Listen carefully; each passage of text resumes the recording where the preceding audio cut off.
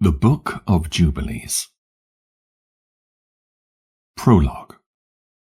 This is the history of the division of the days of the law and of the testimony, of the events of the years, of their weeks, of their jubilees, throughout all the years of the world, as the Lord spake to Moses on Mount Sinai, when he went up to receive the tables of the law and of the commandment, according to the voice of God, as he said unto him, Go up to the top of the mount.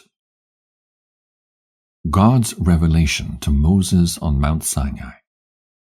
And it came to pass in the first year of the exodus of the children of Israel out of Egypt, in the 3rd month, on the 16th day of the month, that God spake to Moses, saying, Come up to me on the mount, and I will give thee 2 tables of stone of the law and of the commandment, which I have written, that thou mayst teach them. And Moses went up into the mount of God, and the glory of the Lord abode on Mount Sinai, and a cloud overshadowed it 6 days. And he called to Moses on the 7th day out of the midst of the cloud, and the appearance of the glory of the Lord was like a flaming fire on the top of the mount. And Moses was on the mount 40 days and 40 nights. And God taught him the earlier and the later history of the division of all the days of the law and of the testimony. And he said, Incline thine heart to every word which I shall speak to thee on this mount, and write them in a book, in order that their generations may see how I have not forsaken them for all the evil which they have wrought in transgressing the covenant which I established between me and thee for their generations this day on Mount Sinai. And thus it will come to pass, when all these things come upon them, that they will recognize that I am more righteous than they in all their judgments and in all their actions, and they will recognize that I have been truly with them.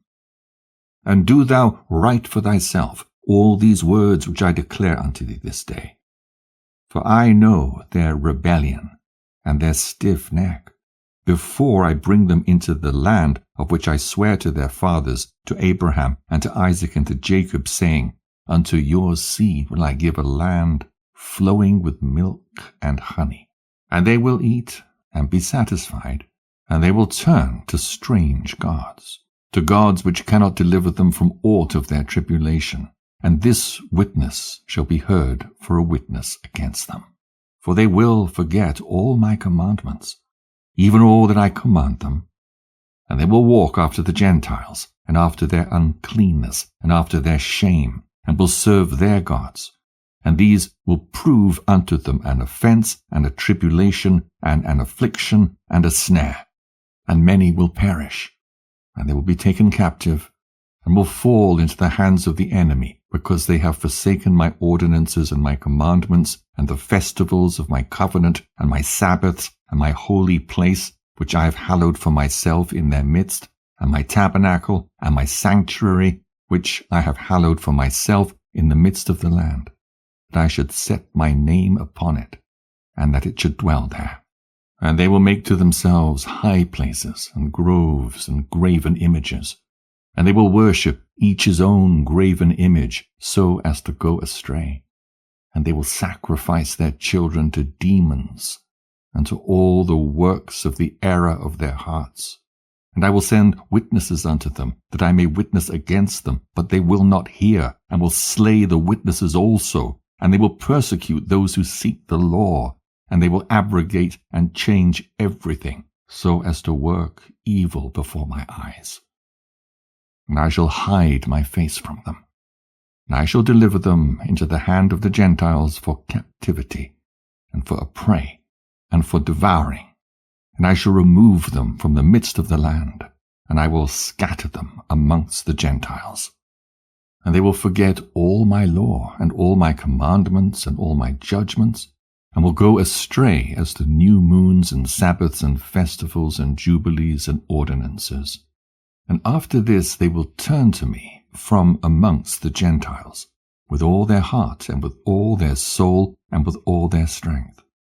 And I shall gather them from amongst the Gentiles, and they will seek me, so that I shall be found of them, when they seek me with all their heart and with all their soul. And I shall disclose to them abounding peace with righteousness, and I will plant them the plant of uprightness in the land with all my heart and with all my soul. And they will be for a blessing, and not for a curse, and they will be the head, and not the tail.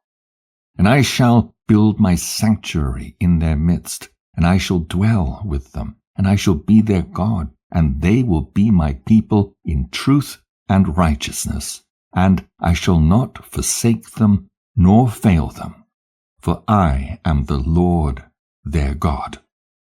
And Moses fell on his face and prayed and said, O Lord my God, do not forsake thy people and thy inheritance, so that they should wander in the error of their hearts. And do not deliver them over into the hands of their enemies, the Gentiles, lest they should rule over them and cause them to sin against thee. Let thy mercy, O Lord, be lifted up upon thy people, and create in them an upright spirit. And let not the spirit of Belial rule over them to accuse them before thee, and to ensnare them from all the paths of righteousness, so that they may perish from before thy face. But they are thy people, and thy inheritance, which thou hast delivered with thy great power from the hands of the Egyptians. Create in them a clean heart and a holy spirit, and let them not be ensnared in their sins from henceforth until eternity. And the Lord said unto Moses, I know their contrariness, and their thoughts, and their stiff-neckedness, and they will not be obedient till they confess their own sin, and the sin of their fathers. And after this they will turn to me in all uprightness, and with all their heart and with all their soul, and I shall circumcise the foreskin of their heart, and the foreskin of the heart of their seed. And I shall create in them a holy spirit, and I shall cleanse them, so that they shall not turn away from me from that day unto eternity. And their souls will cleave to me and to all my commandments, and they will fulfill all my commandments. And I shall be their father, and they will be my children. And they will all be called children of the living God. And every angel and every spirit will know, yea, they will know that these are my children, and that I am their Father in uprightness and righteousness, and that I love them. And do thou write down for thyself all these words which I declare unto thee on this mountain, the first and the last, which shall come to pass in all the divisions of the days in the law, and in the testimony, and in the weeks and the jubilees unto eternity, until I descend and dwell with them throughout eternity. God commands the angel to write. And he said to the angel of the presence, Write for Moses from the beginning of creation till my sanctuary has been built among them for all eternity. And the Lord will appear to the eyes of all, and all will know that I am the God of Israel, and the Father of all the children of Jacob, and King on Mount Zion for all eternity. And Zion and Jerusalem will be holy. And the angel of the presence, who went before the camp of Israel, took the tables of the divisions of the years, from the time of creation, of the law and of the testimony of the weeks, of the jubilees, according to the individual years, according to all the number of the jubilees, according to the individual years, from the day of creation till the heavens and earth shall be renewed, and all their creation, according to the powers of the heaven, and according to all the creation of the earth, until the sanctuary of the Lord shall be made in Jerusalem on Mount Zion, and all the luminaries be renewed for healing, and for peace, and for blessing, for all the elect of Israel. And that thus it may be, from that day and unto all the days of the earth. The angel dictates to Moses the primeval history, the creation of the world, and institution of the Sabbath. And the angel of the presence spake to Moses according to the word of the Lord, saying, Write the complete history of the creation, how in 6 days the Lord God finished all his works, and all that he created, and kept Sabbath on the 7th day, and hallowed it for all ages, and appointed it as a sign for all his works. For on the 1st day he created the heavens which are above, and the earth and the waters, and all the spirits which serve before him, the angels of the presence, and the angels of sanctification, and the angels of the spirit of fire, and the angels of the spirit of the winds, and the angels of the spirit of the clouds, and of darkness, and of snow, and of hail, and of hoarfrost, and the angels of the voices, and of the thunder, and of the lightning, and the angels of the spirits of cold, and of heat, and of winter, and of spring, and of autumn, and of summer, and of all the spirits of his creatures which are in the heavens and on the earth. He created the abysses, and the darkness, eventide and night, and the light, dawn, and day, which he hath prepared in the knowledge of his heart. And thereupon we saw his works, and praised him, and lauded before him on account of all his works. For 7 great works did he create on the 1st day. And on the 2nd day he created the firmament in the midst of the waters, and the waters were divided on that day. Half of them went up above, and half of them went down below the firmament that was in the midst over the face of the whole earth. And this was the only work God created on the 2nd day. And on the 3rd day he commanded the waters to pass from off the face of the whole earth into one place, and the dry land to appear. And the waters did so as he commanded them, and they retired from off the face of the earth into one place outside of this firmament. And the dry land appeared.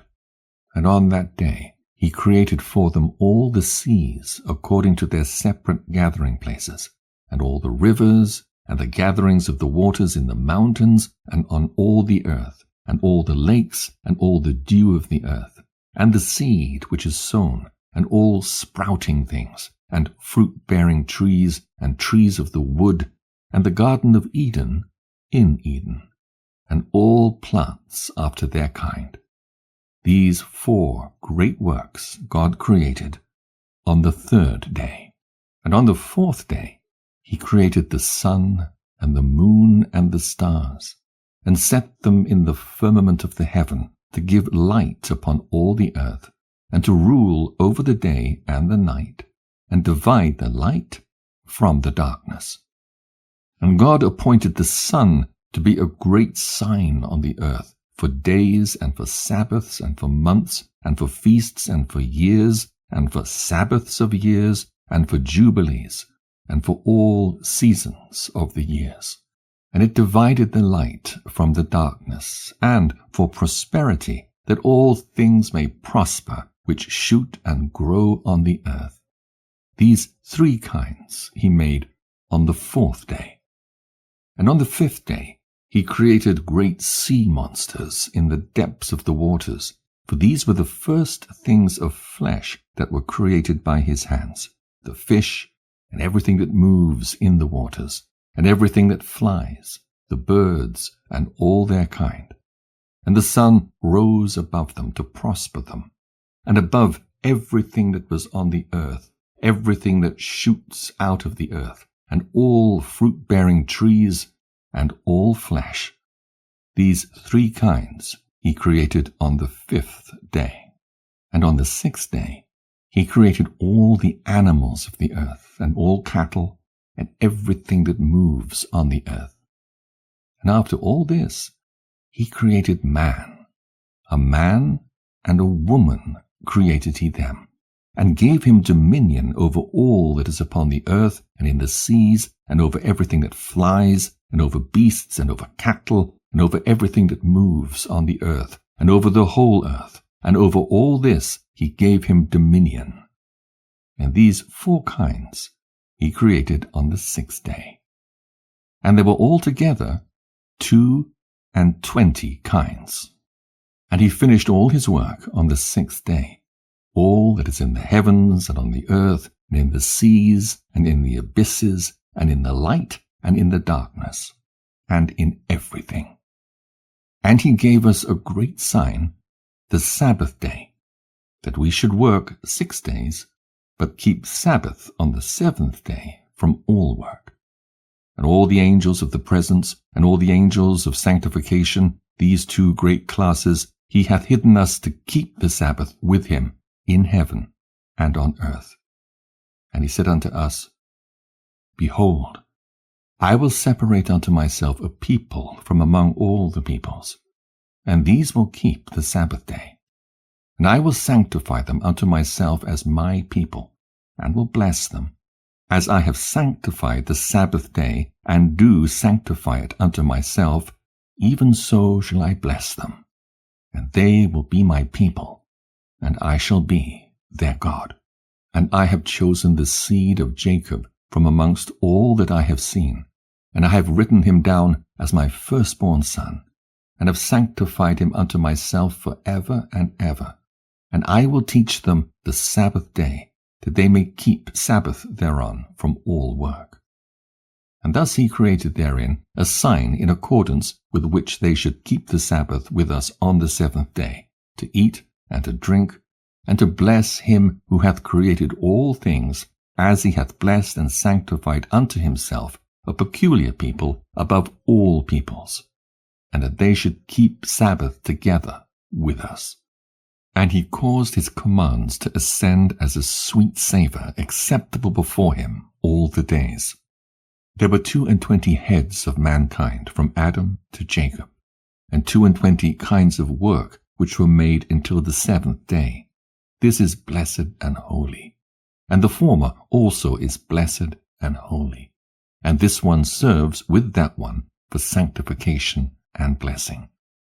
And to this Jacob and his seed it was granted that they should always be the blessed and holy ones of the first testimony and law, even as he had sanctified and blessed the Sabbath day on the 7th day. He created heaven and earth, and everything that he created in 6 days. And God made the 7th day holy for all his works. Therefore he commanded on its behalf that whoever doth any work thereon shall die, and that he who defileth it shall surely die. Wherefore do thou command the children of Israel to observe this day, that they may keep it holy, and not do thereon any work, and not to defile it, as it is holier than all other days. And whoever profaneth it shall surely die, and whoever doeth thereon any work shall surely die eternally, that the children of Israel may observe this day throughout their generations, and not be rooted out of the land. For it is a holy day, and a blessed day.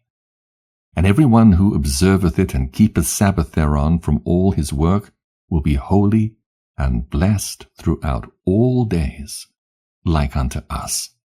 Declare and say to the children of Israel the law of this day, both that they should keep Sabbath thereon, and that they should not forsake it in the error of their hearts, and that it is not lawful to do any work thereon which is unseemly, to do thereon their own pleasure, and that they should not prepare thereon anything to be eaten or drunk, which they had not prepared for themselves on the 6th day in their dwellings, and that it is not lawful to draw water, or bring in or take out thereon, through their gates, any burden.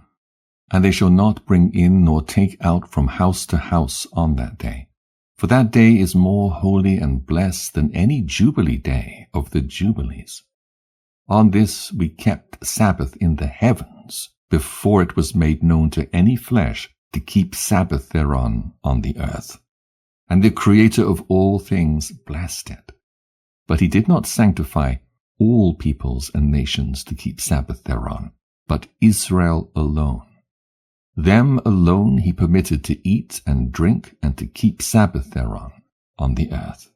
And the Creator of all things blessed this day which he had created for a blessing and a sanctification and a glory above all days. This law and testimony was given to the children of Israel as a law forever unto their generations. Paradise and the Fall. And on the 6 days of the 2nd week we brought, according to the word of God, unto Adam all the beasts and all the cattle and all the birds and everything that moveth on the earth, and everything that moveth in the water, according to their kinds and according to their types. The beasts on the 1st day, the cattle on the 2nd day, the birds on the 3rd day, and all which moveth on the earth on the 4th day, and that which moveth in the water on the 5th day. And Adam named them all by their respective names, and as he called them, so was their name. And on these 5 days Adam saw all these, male and female, according to every kind that was on the earth. But he was alone, and found no helpmeet for him. And the Lord said unto us, It is not good that man should be alone. Let us make a helpmeet for him. And the Lord our God caused a deep sleep to fall upon him, and he slept. And he took for the woman 1 rib from amongst his ribs, and this rib was the origin of the woman from amongst his ribs. And he built up the flesh in its stead, and he built the woman. And he awaked Adam out of his sleep, and on awaking he rose on the 6th day, and he brought her to him. And he knew her, and said unto her, This is now bone of my bones, and flesh of my flesh. She will be called my wife, because she was taken from her husband. Therefore shall man and wife be one. And therefore shall a man leave his father and his mother, and cleave unto his wife, and they shall be one flesh. In the 1st week Adam was created, and the rib his wife. In the 2nd week he showed her unto him. And for this reason the commandment was given to keep in their defilement for a male 7 days, and for a female twice 7 days. And after Adam had completed 40 days in the land where he had been created, we brought him into the Garden of Eden to till and keep it. But his wife they brought in on the 80th day, and after this she entered into the Garden of Eden. And for this reason the commandment is written on the heavenly tables in regard to her that giveth birth. If she beareth a male, she shall remain in her uncleanness 7 days, according to the 1st week of days, and 33 days shall she remain in the blood of her purifying. And she shall not touch any hallowed thing, nor enter into the sanctuary, until she accomplished these days which are enjoined in the case of a male child. But in the case of a female child, she shall remain in her uncleanness 2 weeks of days, according to the first 2 weeks, and 66 days in the blood of her purification, and they will be in all 80 days. And when she had completed these 80 days, we brought her into the Garden of Eden. For it is holier than all the earth besides, and every tree that is planted in it is holy.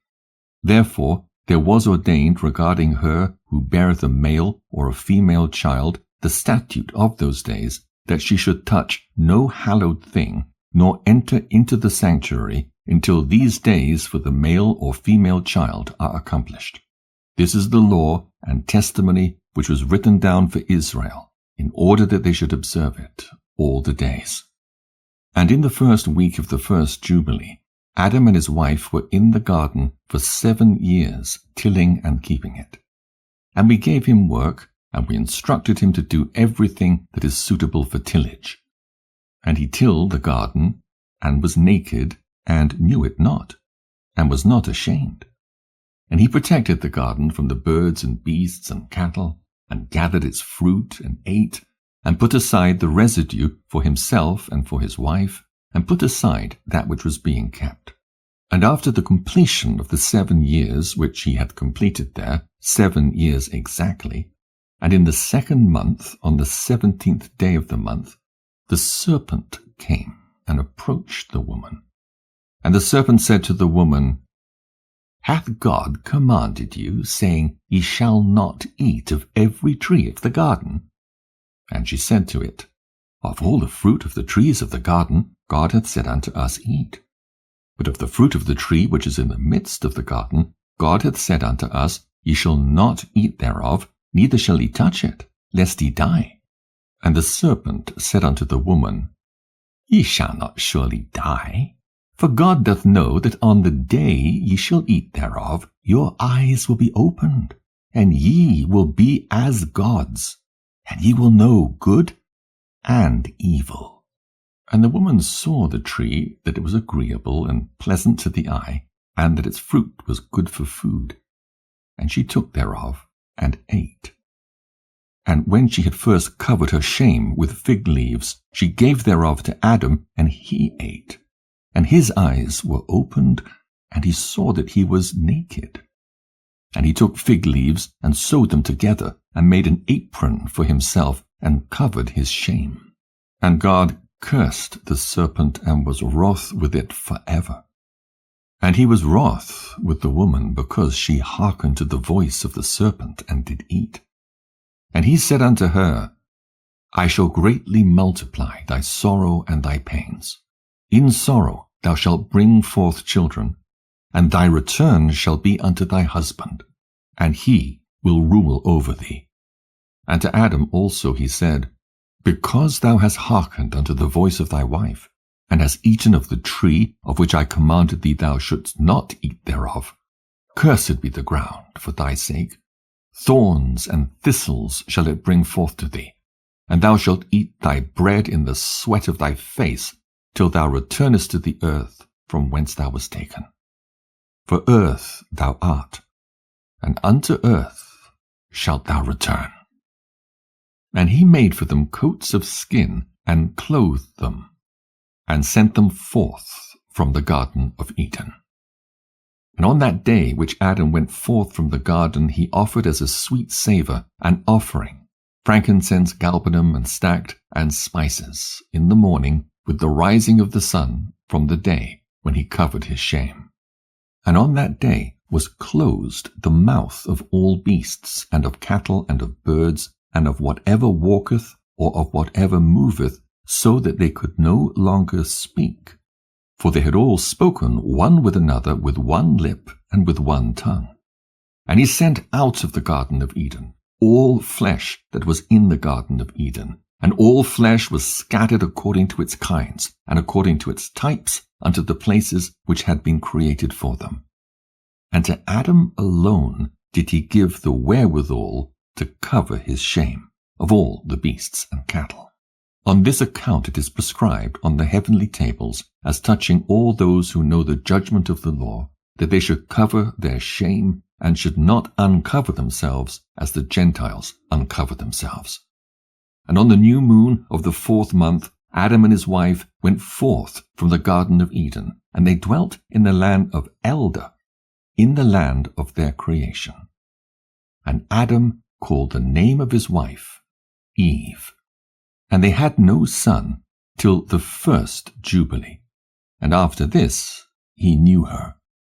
Now he tilled the land as he had been instructed in the garden of Eden. Cain and Abel. And in the 3rd week, in the 2nd Jubilee, she gave birth to Cain. And in the 4th she gave birth to Abel. And in the 5th she gave birth to her daughter Awan. And in the 1st year of the 3rd Jubilee, Cain slew Abel, because God accepted the sacrifice of Abel, and did not accept the offering of Cain. And he slew him in the field, and his blood cried from the ground to heaven, complaining because he had slain him. And the Lord reproved Cain because of Abel, because he had slain him, and he made him a fugitive on the earth because of the blood of his brother. And he cursed him upon the earth. And on this account it is written on the heavenly tables, Cursed is he who smiteth his neighbor treacherously, and that all who have seen and heard it say, So be it. And the man who hath seen and not declared it, let him be accursed as the other. And for this reason we announce when we come before the Lord our God all the sin which is committed in heaven and on earth, and in light and in darkness and everywhere. And Adam and his wife mourned for Abel 4 weeks of years. And in the 4th year of the 5th week they became joyful. And Adam knew his wife again, and she bare him a son, and he called his name Seth. For he said, God hath raised up a second seed unto us on the earth, instead of Abel, for Cain slew him. And in the 6th week he begat his daughter Azurah. And Cain took Awan his sister to be his wife, and she bare him Enoch at the close of the 4th Jubilee. And in the 1st year of the 1st week of the 5th Jubilee, houses were built on the earth. And Cain built a city, and called its name after the name of his son, Enoch. And Adam knew Eve his wife, and she bare yet 9 sons. And in the 5th week of the 5th Jubilee, Seth took Azurah his sister to be his wife, and in the 4th year of the 6th week she bare him Enos. He began to call on the name of the Lord on the earth. The patriarchs from Adam to Noah, life of Enoch, death of Adam and Cain. And in the 7th Jubilee, in the 3rd week, Enos took Noam his sister to be his wife. And she bare him a son in the 3rd year of the 5th week, and he called his name Kenan. And at the close of the 8th Jubilee, Kenan took Mualaleth his sister to be his wife. And she bare him a son in the 9th Jubilee, in the 1st week, in the 3rd year of this week, and he called his name Mahalalel. And in the 2nd week of the 10th Jubilee, Mahalalel took unto him his wife Dinah, the daughter of Barachiel, the daughter of his father's brother. And she bare him a son in the 3rd week, in the 6th year, and he called his name Jared. For in his days the angels of the Lord descended on the earth, those who are named the Watchers, that they should instruct the children of men, and that they should do judgment and uprightness on the earth. And in the 11th Jubilee, Jared took to himself a wife, and her name was Barakah, the daughter of Rasajal, a daughter of his father's brother, in the 4th week of this Jubilee, and she bare him a son in the 5th week, in the 4th year of the Jubilee, and he called his name Enoch. And he was the first among men that are born on earth who learnt writing and knowledge and wisdom, and who wrote down the signs of heaven according to the order of their months in a book, that men might know the seasons of the years according to the order of their separate months. And he was the first to write a testimony. And he testified to the sons of men among the generations of the earth, and recounted the weeks of the Jubilees, and made known to them the days of the years, and set in order the months, and recounted the Sabbaths of the years, as we made them known to him. And what was, and what will be, he saw in a vision of his sleep, as it will happen to the children of men throughout their generations until the day of judgment. He saw and understood everything, and wrote his testimony, and placed the testimony on earth for all the children of men and for their generations. And in the 12th Jubilee, in the 7th week thereof, he took to himself a wife, and her name was Edni, the daughter of Danel, the daughter of his father's brother. And in the 6th year in this week she bare him a son, and he called his name Methuselah. And he was moreover with the angels of God these 6 Jubilees of years, and they showed him everything which is on earth and in heavens, the rule of the sun, and he wrote down everything. And he testified to the Watchers who had sinned with the daughters of men, for these had begun to unite themselves so as to be defiled with the daughters of men. And Enoch testified against them all. And he was taken from amongst the children of men, and we conducted him into the Garden of Eden in majesty and honor. And behold, there he writeth down the condemnation and judgment of the world, and all the wickedness of the children of men.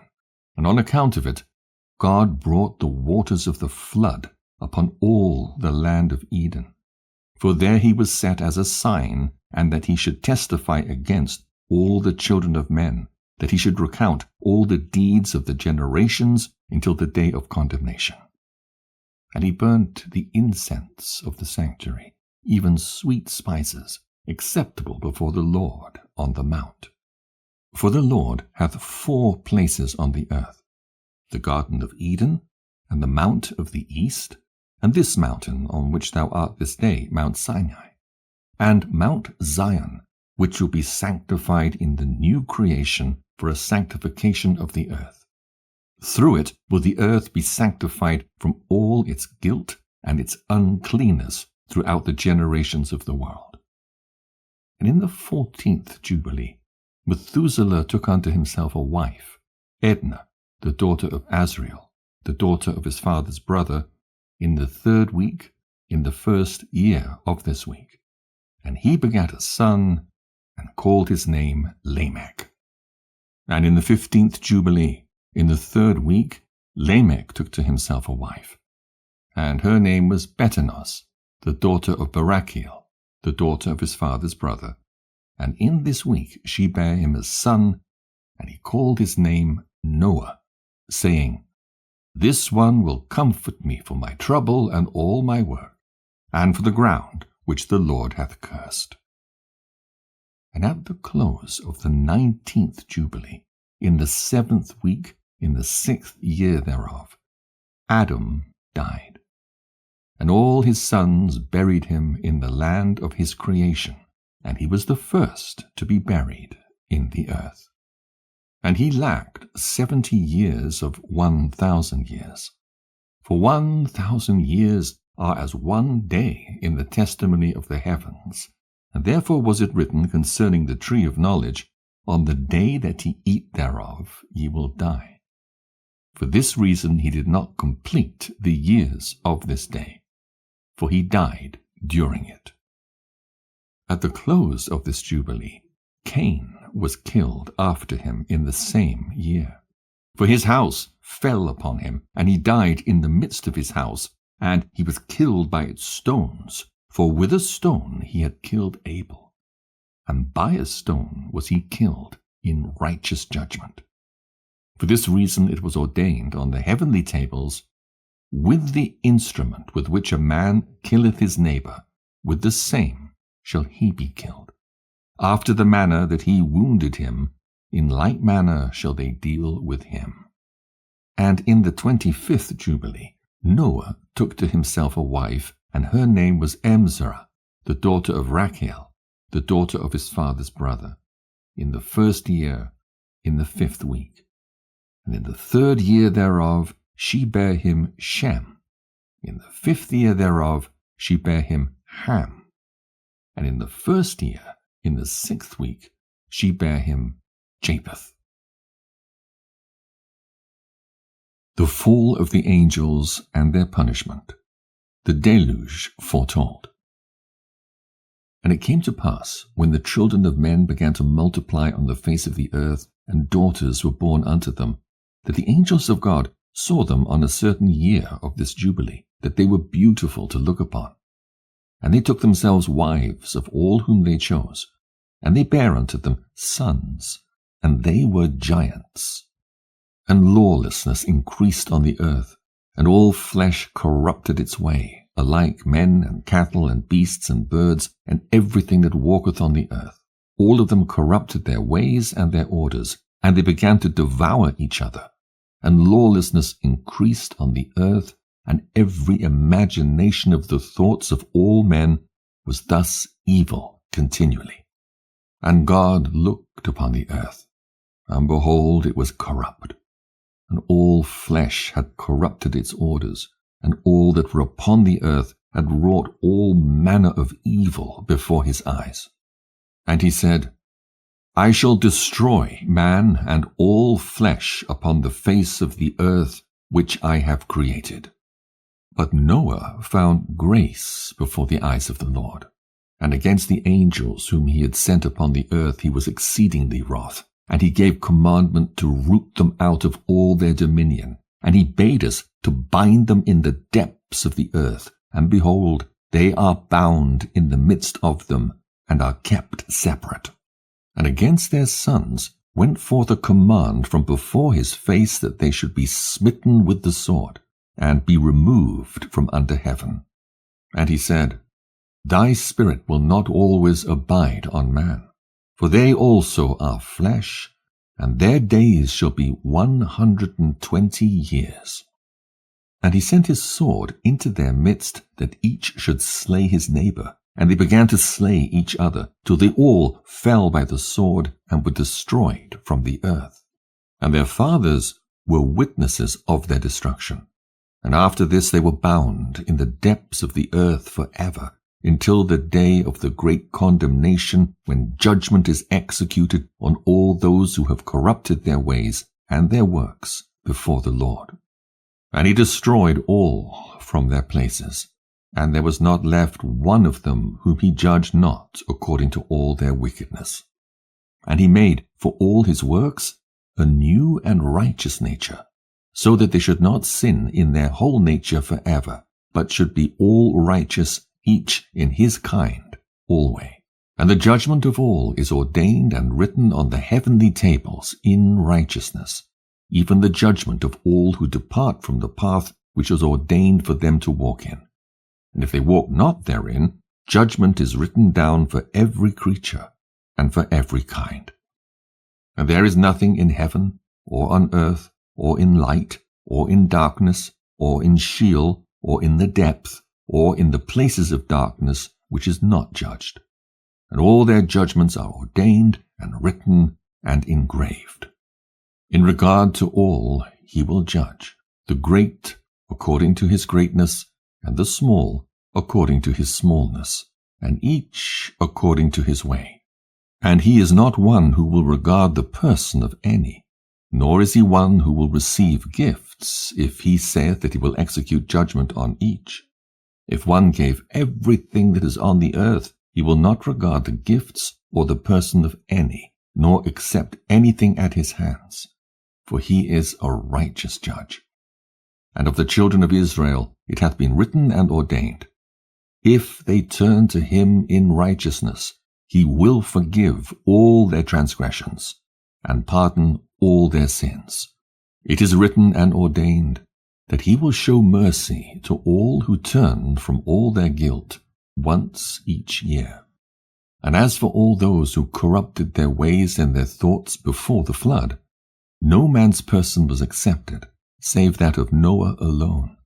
For his person was accepted in behalf of his sons, whom God saved from the waters of the flood on his account. For his heart was righteous in all his ways, according as it was commanded regarding him. And he had not departed from aught that was ordained for him. And the Lord said that he would destroy everything which was upon the earth, both men and cattle and beasts and fowls of the air, and that which moveth on the earth. The building of the ark, the flood. And he commanded Noah to make him an ark, that he might save himself from the waters of the flood. And Noah made the ark in all respects as he commanded him, in the 27th Jubilee of years, in the 5th week, in the 5th year, on the new moon of the 1st month.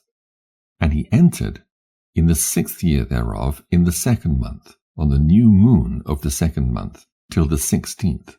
And he entered, and all that we brought to him into the ark. And the Lord closed it from without on the 17th evening. And the Lord opened 7 floodgates of heaven, and the mouths of the fountains of the great deep, 7 mouths in number. And the floodgates began to pour down water from heaven 40 days and 40 nights. And the fountains of the deep also sent up waters, until the whole world was full of water.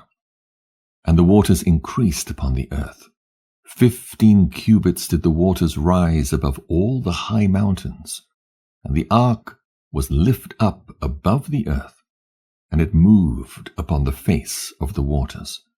And the water prevailed on the face of the earth 5 months, 150 days. And the ark went and rested on the top of Lubah, one of the mountains of Ararat.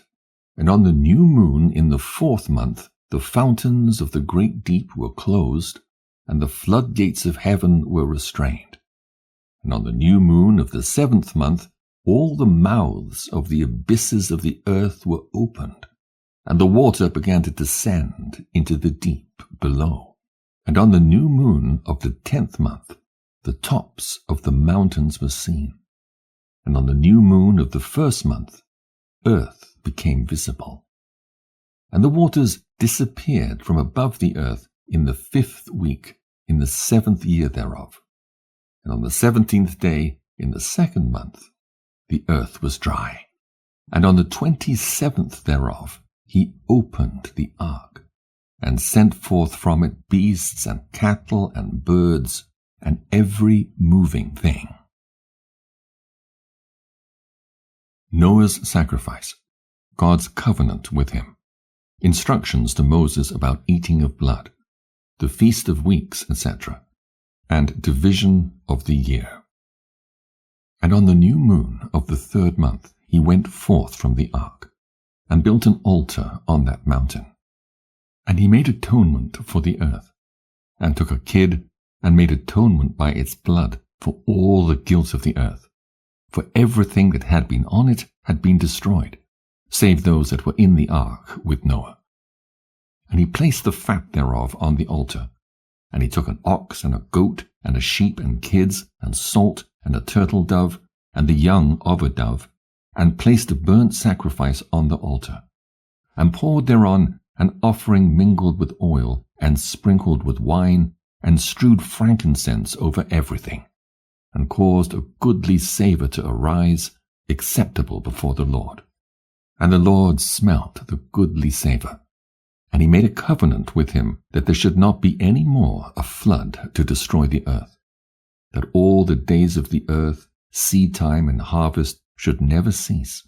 Cold and heat and summer and winter and day and night should not change their order, nor cease forever. And you increase ye and multiply upon the earth, and become many upon it, and be a blessing upon it. The fear of you and the dread of you I shall inspire in everything that is on earth and in the sea. And behold, I have given unto you all beasts, and all winged things, and everything that moveth on the earth, and the fish in the waters, and all things for food, as the green herbs. I have given you all things to eat. But flesh, with the life thereof, with the blood, ye shall not eat. For the life of all flesh is in the blood, lest your blood of your lives be required.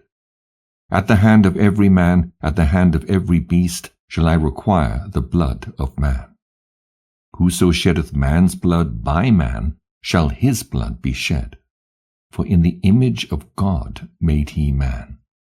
And you increase ye, and multiply on the earth. And Noah and his sons swore that they would not eat any blood that was in any flesh. And he made a covenant before the Lord God forever throughout all the generations of the earth in this month. On this account he spake to thee, that thou shouldst make a covenant with the children of Israel in this month upon the mountain with an oath, and that thou shouldst sprinkle blood upon them because of all the words of the covenant, which the Lord made with them forever. And this testimony is written concerning you, that you should observe it continually, so that you should not eat on any day any blood of beasts or birds or cattle during all the days of the earth. And the man who eateth the blood of beast or of cattle or of birds during all the days of the earth, he and his seed shall be rooted out of the land. And do thou command the children of Israel to eat no blood, so that their names and their seed may be before the Lord our God continually. And for this law there is no limit of days, for it is forever. They shall observe it throughout their generations, so that they may continue supplicating on your behalf with blood before the altar. Every day and at the time of morning and evening they shall seek forgiveness on your behalf perpetually before the Lord, that they may keep it and not be rooted out. And he gave to Noah and his sons a sign that there should not again be a flood on the earth. He set his bow in the cloud for a sign of the eternal covenant, that there should not again be a flood on the earth to destroy it all the days of the earth. For this reason it is ordained and written on the heavenly tables that they should celebrate the Feast of Weeks in this month once a year, to renew the covenant every year. And this whole festival was celebrated in heaven from the day of creation till the days of Noah, 26 Jubilees and 5 weeks of years. And Noah and his sons observed it for 7 Jubilees and 1 week of years, till the day of Noah's death. And from the day of Noah's death his sons did away with it, until the days of Abraham, and they ate blood. But Abraham observed it, and Isaac and Jacob and his children observed it up to thy days. And in thy days the children of Israel forgot it, until he celebrated it anew on this mountain. And do thou command the children of Israel to observe this festival in all their generations for a commandment unto them. 1 day in the year, in this month, they shall celebrate the festival. For it is the Feast of Weeks, and the Feast of Firstfruits. This feast is twofold, and of a double nature, according to what is written and engraven concerning it. Celebrate it. For I have written in the book of the first law, in that which I have written for thee, that thou shouldst celebrate it in its season, 1 day in the year. And I explained it to thee, its sacrifices, that the children of Israel should remember, and should celebrate it throughout their generations in this month, 1 day in every year. And on the new moon of the first month, and on the new moon of the 4th month, and on the new moon of the 7th month, and on the new moon of the 10th month, are the days of remembrance, and the days of the seasons in the 4 divisions of the year. These are written and ordained as a testimony forever. And Noah ordained them for himself as feasts for the generations forever, so that they have become thereby a memorial unto him. And on the new moon of the 1st month he was bidden to make for himself an ark, and on that day the earth became dry, and he opened the ark and saw the earth. And on the new moon of the 4th month the mouths of the depths of the abysses beneath were closed. And on the new moon of the 7th month all the mouths of the abysses of the earth were opened, and the waters began to descend into them. And on the new moon of the 10th month the tops of the mountains were seen, and Noah was glad. And on this account he ordained them for himself as feasts for a memorial forever, and thus are they ordained. And they placed them on the heavenly tables. Each had 13 weeks, from one to another past their memorial, from the 1st to the 2nd, and from the 2nd to the 3rd, and from the 3rd to the 4th. And all the days of the commandment will be 52 weeks of days, and these will make the entire year complete. Thus it is engraven and ordained on the heavenly tables, and there is no neglecting this commandment for a single year, or from year to year. And command thou the children of Israel that they observe the years according to this reckoning, 364 days, and these will constitute a complete year, and they will not disturb its time from its days and from its feasts, for everything will fall out in them according to their testimony, and they will not leave out any day, nor disturb any feasts. But if they do neglect and do not observe them according to his commandment, then they will disturb all their seasons, and the years will be dislodged from this order, and they will disturb the seasons, and the years will be dislodged, and they will neglect their ordinances. And all the children of Israel will forget, and will not find the path of the years, and will forget the new moons, the seasons, and Sabbaths, and they will go wrong as to all the order of the years. For I know, and from henceforth shall I declare it unto thee, and it is not of my own devising, for the book lieth written before me, and on the heavenly tables the division of days is ordained, lest they forget the feasts of the covenant, and walk according to the feasts of the Gentiles, after their error and after their ignorance. For there will be those who will assuredly make observations of the moon, how it disturbeth the seasons, and cometh in from year to year, 10 days too soon. For this reason the years will come upon them, when they will disturb the order, and make an abominable day the day of testimony, and an unclean day a feast day. And they will confound all the days, the holy with the unclean, and the unclean day with the holy. For they will go wrong as to the months and Sabbaths and feasts and jubilees. For this reason I command and testify to thee, that thou mayest testify to them. For after thy death thy children will disturb them, so that it will not make the year 364 days only. And for this reason they will go wrong as to the new moons and seasons and Sabbaths and festivals, and they will eat all kinds of blood, with all kinds of flesh. Noah offers sacrifice. The cursing of Canaan. Noah's sons and grandsons and their cities. Noah's admonitions. And in the 7th week in the 1st year thereof, in this Jubilee, Noah planted vines on the mountain on which the ark had rested, named Lubah, one of the Ararat mountains.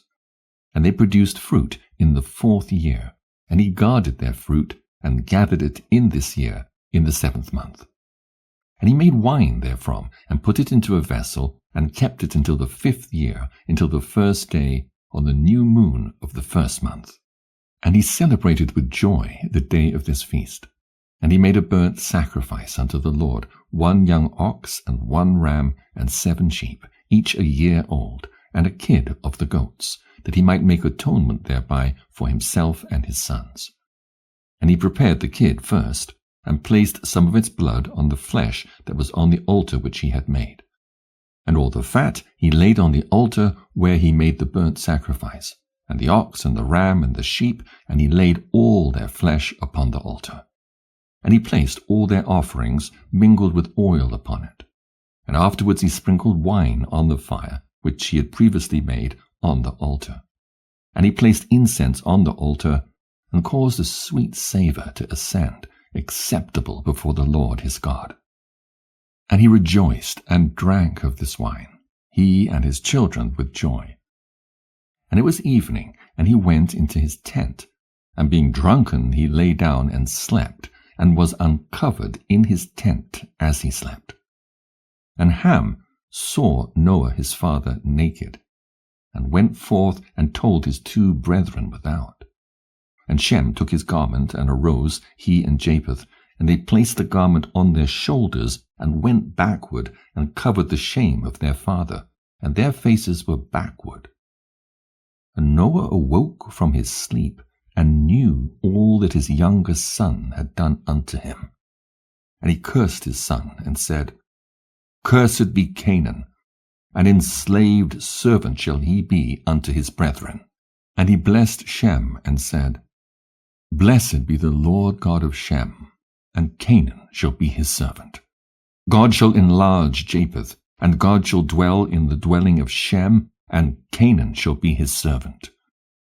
And Ham knew that his father had cursed his younger son, and he was displeased that he had cursed his son, and he parted from his father, he and his sons with him, Cush and Mizraim and Put and Canaan. And he built for himself a city, and called its name after the name of his wife, Neolatamauk. And Japheth saw it, and became envious of his brother. And he too built for himself a city, and he called its name after the name of his wife, Adatanases. And Shem dwelt with his father Noah, and he built a city close to his father on the mountain, and he too called its name after the name of his wife, Sedekatelebab. And behold, these 3 cities are near Mount Lubah, Sedekatelebab fronting the mountain on its east, and Neolatamauk on the south, Adartananes towards the west. And these are the sons of Shem, Elam and Ashur and Arphaxad. This son was born 2 years after the flood, and Lud and Aram. The sons of Japheth, Gomer and Magog and Madai and Javan, Tubal and Meshech and Tyrus. These are the sons of Noah. And in the 28th Jubilee, Noah began to adjoin upon his sons' sons the ordinances and commandments and all the judgments that he knew. And he exhorted his sons to observe righteousness, and to cover the shame of their flesh, and to bless their Creator, and honor father and mother, and love their neighbor, and guard their souls from fornication and uncleanness and all iniquity. For owing to these 3 things came the flood upon the earth, namely, owing to the fornication wherein the watchers, against the law of their ordinances, went a-whoring after the daughters of men, and took themselves wives of all which they chose, and they made the beginning of uncleanness. And they begat sons, the Nephidim, and they were all unlike, and they devoured one another. And the giants slew the Nephil, and the Nephil slew the Eljo, and the Eljo mankind, and one man another. And every one sold himself to work iniquity, and to shed much blood, and the earth was filled with iniquity. And after this they sinned against the beasts and birds, and all that moveth and walketh on the earth, and much blood was shed on the earth, and every imagination and desire of men imagined vanity and evil continually. And the Lord destroyed everything from off the face of the earth, because of the wickedness of their deeds, and because of the blood which they had shed in the midst of the earth. He destroyed everything. And we were left, I and you, my sons, and everything that entered with us into the ark. And behold, I see your works before me, that ye do not walk in righteousness. For in the path of destruction ye have begun to walk, and ye are parting one from another, and are envious one of another.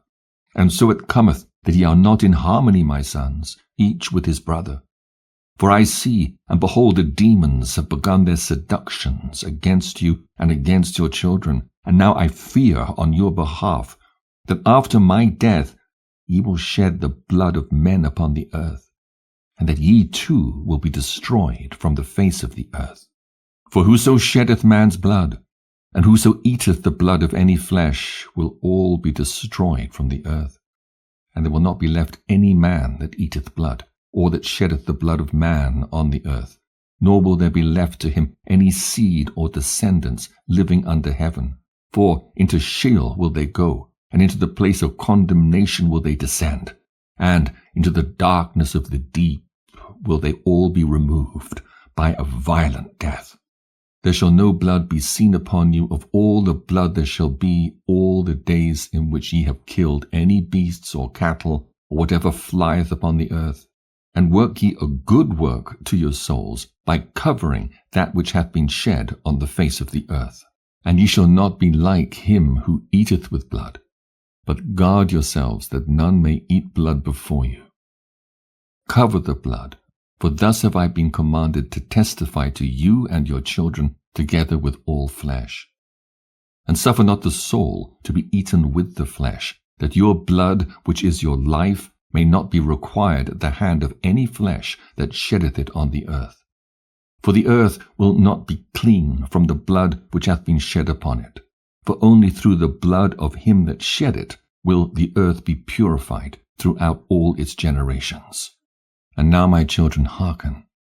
Work judgment and righteousness, that ye may be planted in righteousness over the face of the whole earth, and your glory lifted up before my God, who saved me from the waters of the flood.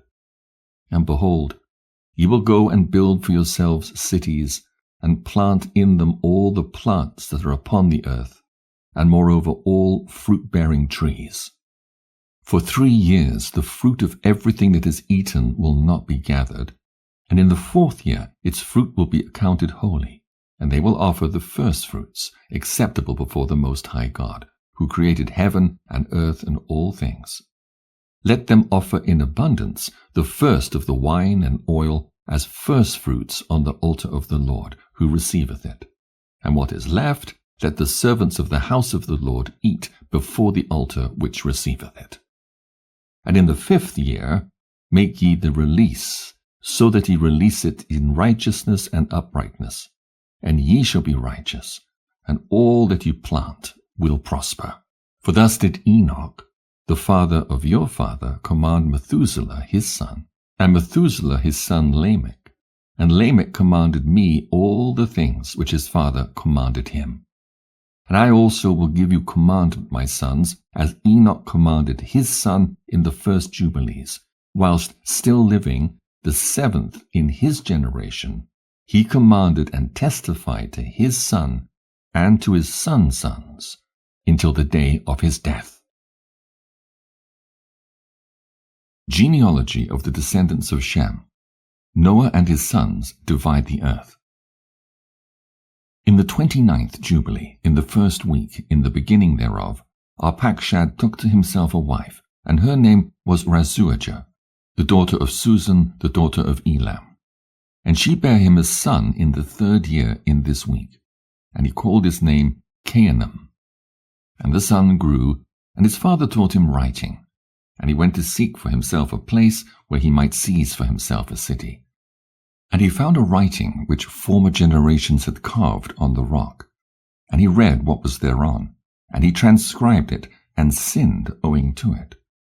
For it contained the teaching of the watchers, in accordance with which they used to observe the omens of the sun and moon and stars in all the signs of heaven. And he wrote it down and said nothing regarding it, for he was afraid to speak to Noah about it, lest he should be angry with him on account of it. And in the 30th Jubilee, in the 2nd week, in the 1st year thereof, he took to himself a wife, and her name was Melchah, the daughter of Madai, the son of Japheth. And in the 4th year he begat a son, and called his name Shelah, for he said, Truly I have been sent. And in the 4th year he was born. And Shelah grew up and took to himself a wife, and her name was Muach, the daughter of Kesel, his father's brother, in the 31st Jubilee, in the 5th week, in the 1st year thereof. And she bare him a son in the 5th year thereof, and he called his name Eber. And he took unto himself a wife, and her name was Azarah, the daughter of Nebrod, in the 32nd Jubilee, in the 7th week, in the 3rd year thereof. And in the 6th year thereof she bare him a son, and he called his name Peleg. For in the days when he was born, the children of Noah began to divide the earth amongst themselves. For this reason he called his name Peleg. And they divided it secretly amongst themselves, and told it to Noah. And it came to pass, in the beginning of the 33rd Jubilee, that they divided the earth into 3 parts, for Shem, and Ham, and Japheth, according to the inheritance of each, in the 1st year, in the 1st week, when one of us who had been sent was with them. And he called his sons, and they drew nigh to him, they and their children, and he divided the earth into lots, which his 3 sons were to take in possession. And they reached forth their hands, and took the writing out of the bosom of Noah their father. And they came forth on the writing as Shem's lot, the middle of the earth, which he should take as an inheritance for himself and for his sons, for the generations of eternity. From the middle of the mountain range of Rapha, from the mouth of the water, from the river Tinnah. And his portion goeth towards the west through the midst of this river, and it extendeth till it reacheth the water of the abysses, out of which this river goeth forth, and poureth its waters into the sea Meat. And this river floweth into the great sea. And all that is towards the north is Japheth's, and all that is towards the south belongeth to Shem. And it extendeth till it reacheth Charazah. This is in the bosom of the tongue which looketh towards the south. And his portion extendeth along the great sea, and it extendeth in a straight line till it reacheth the west of the tongue which looketh towards the south. For this sea is named the tongue of the Egyptian sea. And it turneth from here towards the south, towards the mouth of the great sea on the shore of its waters. and it extended to the west to Aphrah, and it extended till it reacheth the waters of the river Gihon, and to the south of the waters of Gihon to the banks of this river. And it extended towards the east till it reacheth the garden of Eden, to the south thereof, to the south and from the east of the whole land of Eden, and of the whole east. It turneth to the east, and proceedeth till it reacheth the east of the mountain named Rapha, and it descended to the bank of the mouth of the river Tinnah. This portion came forth by lot for Shem and his sons, that they should possess it for ever unto his generations for evermore. And Noah rejoiced that this portion came forth for Shem and for his sons. And he remembered all that he had spoken with his mouth in prophecy, for he had said, Blessed be the Lord God of Shem, and may the Lord dwell in the dwelling of Shem. And he knew that the garden of Eden is the holy of holies, and the dwelling of the Lord, and Mount Sinai the center of the desert, and Mount Zion the center of the navel of the earth. These three were created as holy places, facing each other. And he blessed the God of gods, who had put the word of the Lord into his mouth, and the Lord for evermore. And he knew that a blessed portion and a blessing had come to Shem and his sons unto the generations forever. The whole land of Eden, and the whole land of the Red Sea, and the whole land of the east, and India, and on the Red Sea and the mountains thereof, and all the land of Bashan, and all the land of Lebanon, and the islands of Caphtor, and all the mountains of Sania and Amanah, and the mountains of Ashur in the north, and all the land of Elam, Ashur, and Babel, and Susan, and Maadai, and all the mountains of Ararat, and all the region beyond the sea, which is beyond the mountains of Ashur, towards the north, a blessed and spacious land, and all that is in it is very good. And for Ham came forth the second portion, beyond the Gihon, towards the south, to the right of the garden. And it extendeth towards the south, and it extendeth to all the mountains of fire, and it extendeth towards the west to the sea of Attal, and it extendeth toward the west till it reacheth the sea of Mark, that sea which, if anything descends into it, it perishes. And it goeth forth towards the north to the limits of Gadir, and it goeth forth to the coast of the waters of the sea, to the waters of the great sea, till it draweth near to the river Gihon, and goeth along the river Gihon, till it reacheth the right of the garden of Eden. And this is the land which came forth for Ham, as the portion which he was to occupy forever for himself and his sons unto their generations forever. And for Japheth came forth the third portion beyond the river Tinnah, to the north of the overflow of its waters. And it extendeth northeasterly to the whole region of Gog, and to all the country east thereof. And it extendeth northerly to the north, and it extendeth to the mountains of Kelt towards the north, and towards the sea of Mark. And it goeth forth to the east of Gadir, as far as the region of the waters of the sea. And it extendeth until it approacheth the west of Pharah, and it returneth towards Apharag, and it extendeth easterly to the waters of the sea of Mead. And it extendeth to the region of the river Tinnah in a northeasterly direction, until it approacheth the boundary of its waters towards the mountain Rapha, and it turneth round towards the north. This is the land which came forth for Japheth and his sons as the portion of his inheritance, which he should possess for himself and his sons, for their generations forever. 5 great islands, and a great land in the north. But it is cold, and the land of Ham is hot, and the land of Shem is neither hot nor cold, but it is a blended cold and heat. Subdivision of the 3 portions amongst the grandchildren. Oath taken by Noah's sons. And Ham divided amongst his sons. And the first portion came forth for Cush towards the east, and to the west of him for Mitzrayim, and to the west of him for Put, and to the west of him, and to the west thereof on the sea for Canaan. And Shem also divided amongst his sons. And the first portion came forth for Elam and his sons, to the east of the river Tigris, till it approacheth the east, the whole land of India, and on the Red Sea on its coast, and the waters of Dedan, and all the mountains of Mibri and Elah, and all the land of Susan, and all that is on the side of Pharnac, to the Red Sea, and the river Tinnah. And for Asher came forth the second portion, all the land of Asher, and Nineveh, and Shinar, and to the border of India, and it ascendeth and skirteth the river. And for Apakshad came forth the third portion, all the land of the region of the Chaldees, to the east of the Euphrates, bordering on the Red Sea, and all the waters of the desert, close to the tongue of the sea, which looketh towards Egypt, all the land of Lebanon, and Sania, and Amanah, to the border of the Euphrates.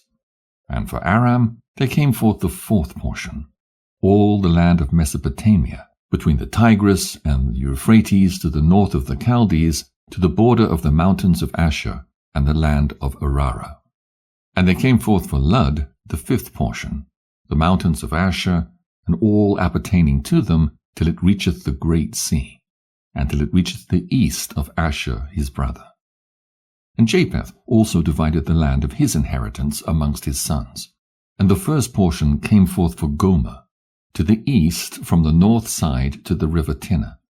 And in the north there came forth for Magog all the inner portions of the north, until it reacheth to the sea of Meat.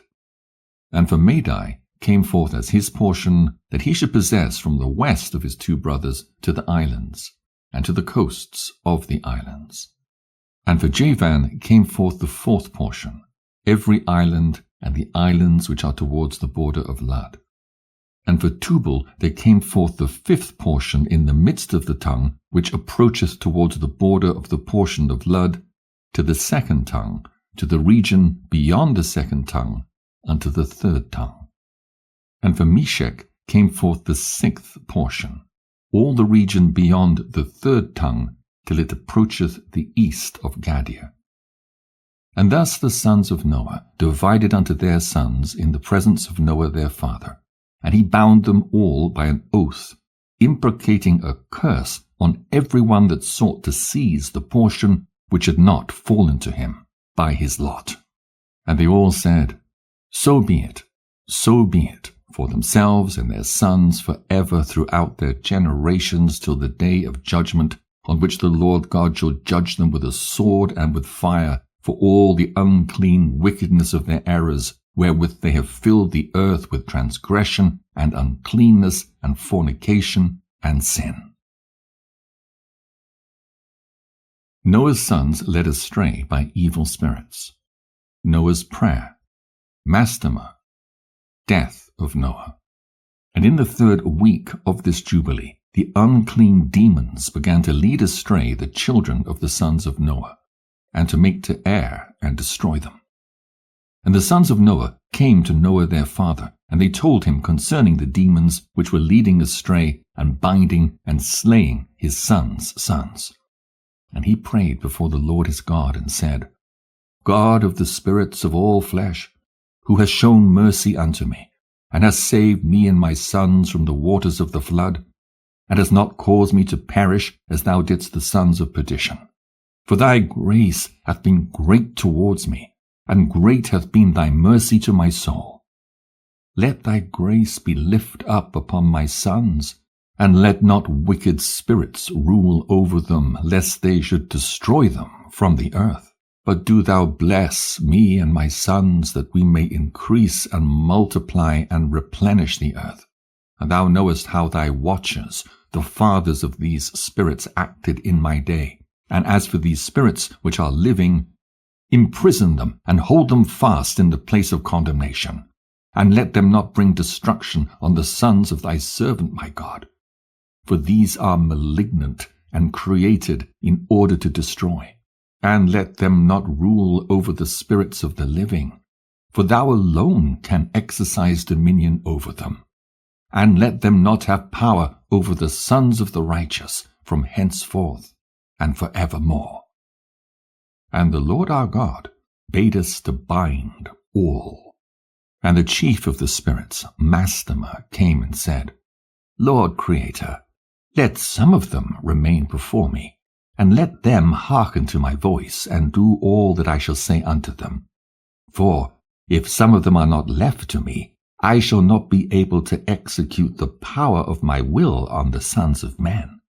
For these are for corruption and leading astray before my judgment. For great is the wickedness of the sons of men. And he said, Let the 10th part of them remain before him, and let 9 parts descend into the place of condemnation. And one of us he commanded that we should teach Noah all their medicines, for he knew that they would not walk in uprightness nor strive in righteousness. And we did according to all his words. All the malignant evil ones we bound in the place of condemnation, and a 10th part of them we left, that they might be subject before Satan on the earth. And we explained to Noah all the medicines of their diseases, together with their seductions, how he might heal them with herbs of the earth. And Noah wrote down all things in a book, as we instructed him, concerning every kind of medicine. Thus the evil spirits were precluded from hurting the sons of Noah. And he gave all that he had written to Shem, his eldest son, for he loved him exceedingly above all his sons. And Noah slept with his fathers and was buried on Mount Luba in the land of Ararat. 950 years he completed in his life, 19 jubilees and 2 weeks and 5 years. And in his life on earth he excelled the children of men, save Enoch, because of the righteousness wherein he was perfect. For Enoch's office was ordained for a testimony to the generations of the world, so that he should recount all the deeds of generation unto generation till the day of judgment. The Tower of Babel and the confusion of tongues.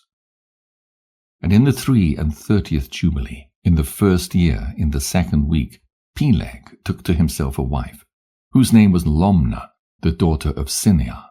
And she bare him a son in the 4th year of this week, and he called his name Reu, for he said, Behold, the children of men have become evil through the wicked purpose of building for themselves a city and a tower in the land of Shinar.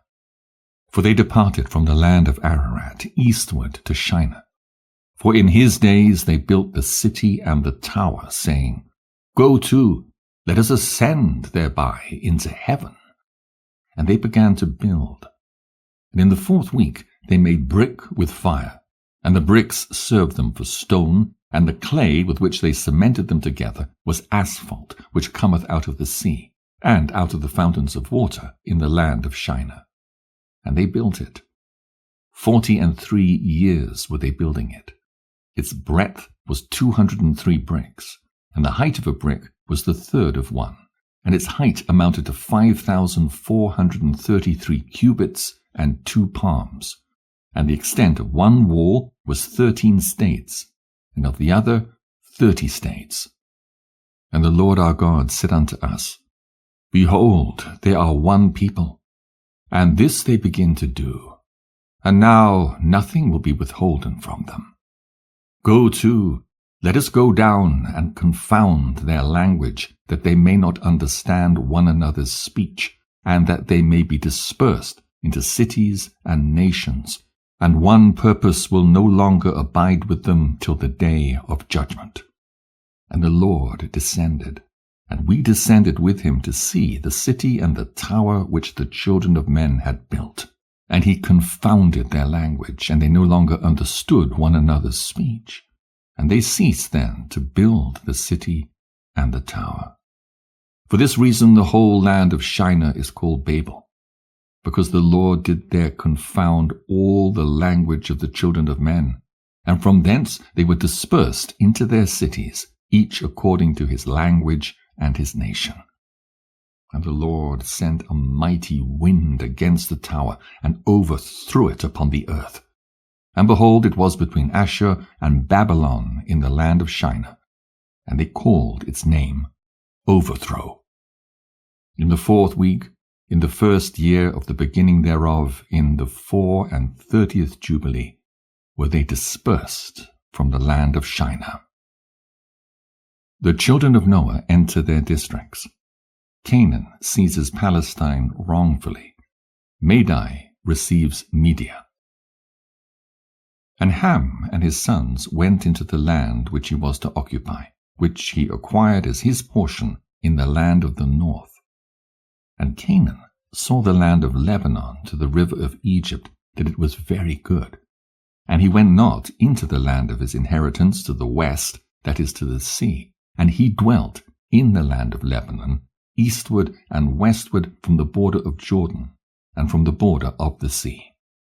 And Ham his father, and Cush, and Mizraim his brothers said unto him, Thou hast settled in a land which is not thine, and which did not fall to us by lot. Do not do so. For if thou dost do so, thou and thy sons will fall in the land, and be accursed through sedition. For by sedition ye have settled, and by sedition will thy children fall, and thou shalt be rooted out for ever. Dwell not in the dwelling of Shem, for to Shem and to his sons did it come by their lot. Cursed art thou, and cursed shalt thou be beyond all the sons of Noah, by the curse by which we bound ourselves by an oath in the presence of the holy judge, and in the presence of Noah our father. But he did not hearken unto them, and dwelt in the land of Lebanon from Hamath to the entering of Egypt, he and his sons, until this day. And for this reason that land is named Canaan. And Japheth and his sons went towards the sea, and dwelt in the land of their portion. And Madai saw the land of the sea, and it did not please him, and he begged a portion from Elam and Asher and Arphaxad his wife's brother, and he dwelt in the land of Media, near to his wife's brother, until this day. And he called his dwelling place, and the dwelling place of his sons, Media, after the name of their father, Madai. The history of the patriarchs, from Reu to Abraham, the corruption of the human race. And in the 35th Jubilee, in the 3rd week, in the 1st year thereof, Reu took to himself a wife, and her name was Orah, the daughter of the son of Kesed.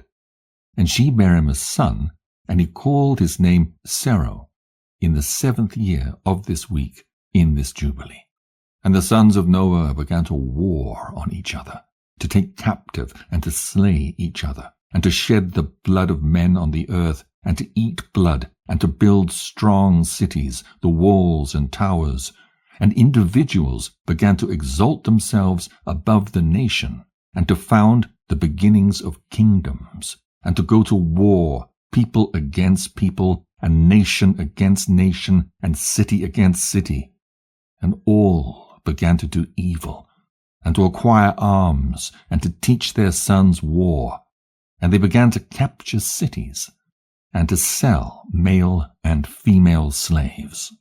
And the son of Kesed, built the city of Ara of the Chaldees, and called its name after his own name, and the name of his father. And they made for themselves molten images, and they worshipped each the idol, the molten image which they had made for themselves. And they began to make graven images and unclean simulacra, and malignant spirits assisted and seduced them into committing transgression and uncleanness. And the prince Mastema exerted himself to do all this, and he sent forth other spirits, those which were put under his hand, to do all manner of wrong and sin, and all manner of transgression, to corrupt and destroy, and to shed blood upon the earth. And for this reason he called the name of Serah Serug, for every one turned to do all manner of sin and transgression. And he grew up and dwelt in of the Chaldees, near to the father of his wife's mother, and he worshipped idols. And he took to himself a wife in the 36th Jubilee, in the 5th week, in the 1st year thereof. And her name was Melchah, the daughter of Caba, the daughter of his father's brother. And she bare him Nahor in the 1st year of this week, and he grew and dwelt in Ur of the Chaldees. And his father taught him the researches of the Chaldees to divine and augur, according to the signs of heaven. And in the 37th Jubilee, in the 6th week, in the 1st year thereof, he took to himself a wife, and her name was Ejaska, the daughter of Nestag of the Chaldees. And she bare him Terah in the 7th year of this week. And the prince Mastema sent ravens and birds to devour the seed which was sown in the land, in order to destroy the land, and rob the children of men of their labors. Before they could plow in the seed, the ravens picked it from the surface of the ground. And for this reason he called his name Terah, because the ravens and the birds reduced them to destitution and devoured their seed. And the years began to be barren, owing to the birds, and they devoured all the fruit of the trees from the trees. It was only with great effort that they could save a little of all the fruit of the earth in their days. And in this 39th Jubilee, in the 2nd week in the 1st year, Terah took to himself a wife, and her name was Edna, the daughter of Abram, the daughter of his father's sister. And in the 7th year of this week, she bare him a son, and he called his name Abram, by the name of the father of his mother, for he had died before his daughter had conceived a son. Abram's knowledge of God and wonderful deeds. And the child began to understand the errors of the earth, that all went astray after graven images and after uncleanness. And his father taught him writing, and he was 2 weeks of years old, and he separated himself from his father, that he might not worship idols with him. And he began to pray to the Creator of all things, that he might save him from the errors of the children of men, and that his portion should not fall into error after uncleanness and vileness. And the seed time came for the sowing of seed upon the land, and they all went forth together to protect their seed against the ravens. And Abram went forth with those that went, and the child was a lad of 14 years. And a cloud of ravens came to devour the seed, and Abram ran to meet them before they settled on the ground, and cried to them before they settled on the ground to devour the seed, and said, Descend not, return to the place whence ye came. And they proceeded to turn back. And he caused the clouds of ravens to turn back that day 70 times.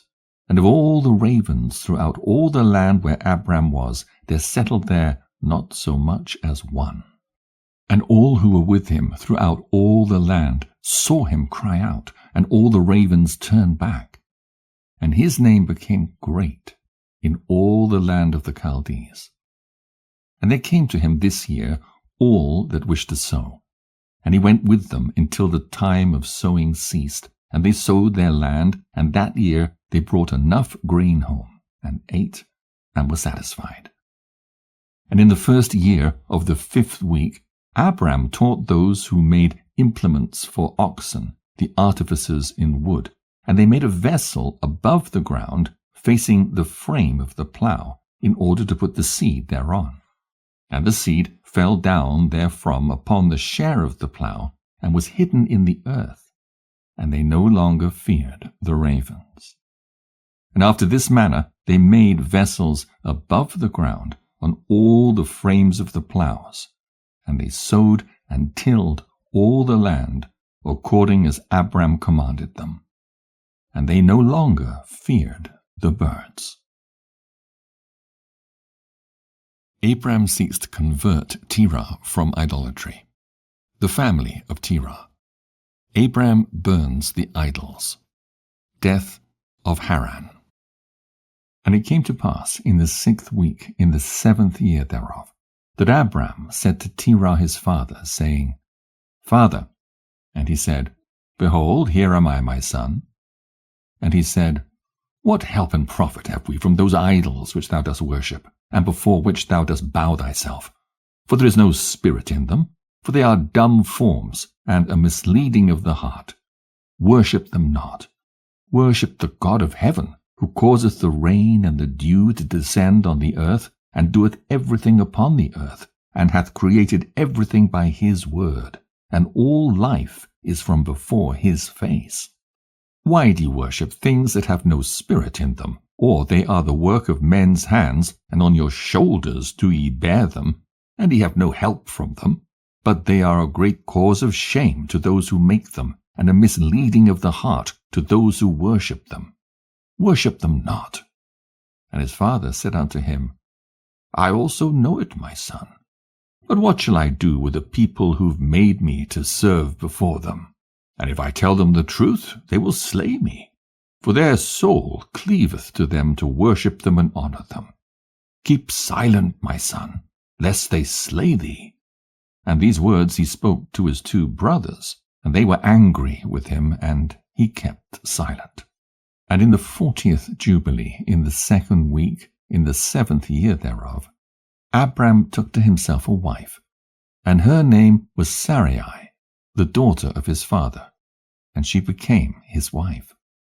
And Haran his brother took to himself a wife in the 3rd year of the 3rd week, and she bare him a son in the 7th year of this week, and he called his name Lot.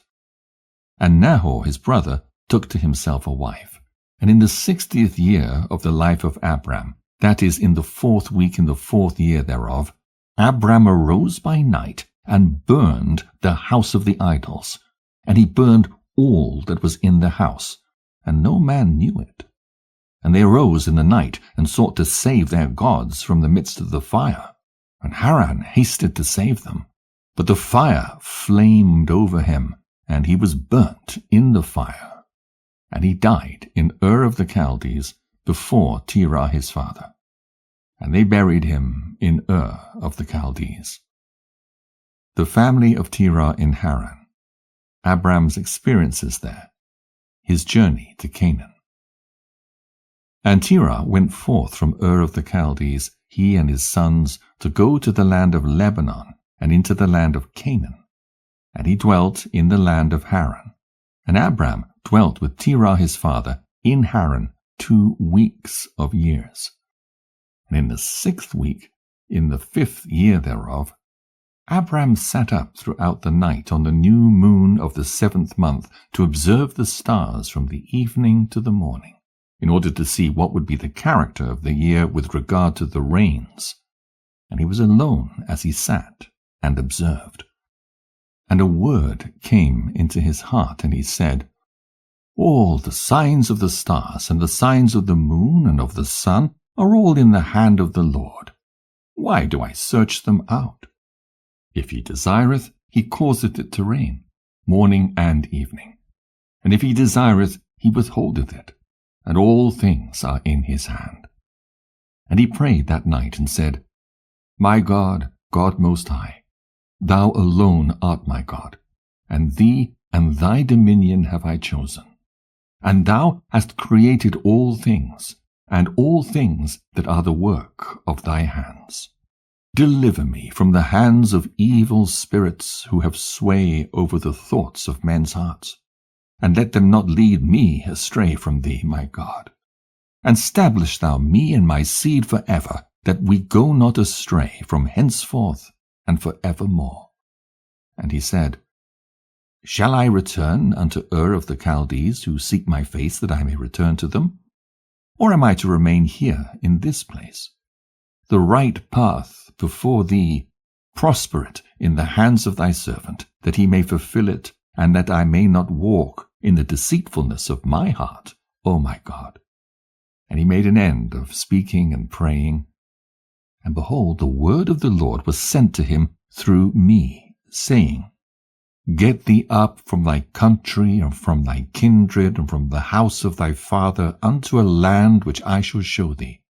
And I shall make thee a great and numerous nation, and I shall bless thee, and I shall make thy name great, and thou wilt be blessed in the earth, and in thee will all families of the earth be blessed. And I shall bless them that bless thee, and curse them that curse thee.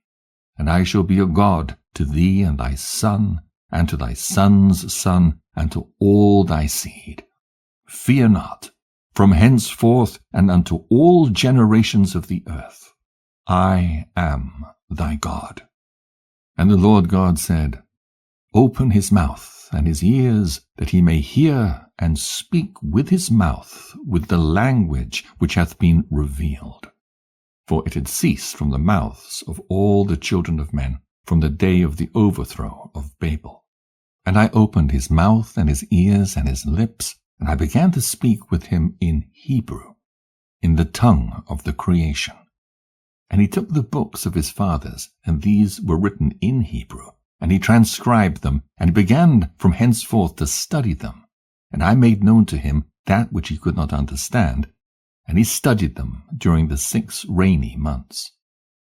And it came to pass in the 7th year of the 6th week that he spoke to his father, and informed him that he would leave Haran, to go into the land of Canaan, to see it, and return to him. And Terah his father said unto him, Go in peace. May the eternal God make thy path straight, and the Lord be with thee, and protect thee from all evil, and grant unto thee grace, mercy, and favor before those who see thee. And may none of the children of men have power over thee to harm thee. Go in peace. And if thou seest a land pleasant to thy eyes to dwell in, then arise and take me to thee. And take Lot with thee, the son of Haran thy brother, as thine own son. The Lord be with thee. And Nahor thy brother leave with me till thou returnest in peace, and we go with thee all together. Abram with Lot in Canaan and Egypt. Abram separates from Lot. And Abram journeyed from Haran, and he took Sarai his wife, and Lot his brother Haran's son, to the land of Canaan.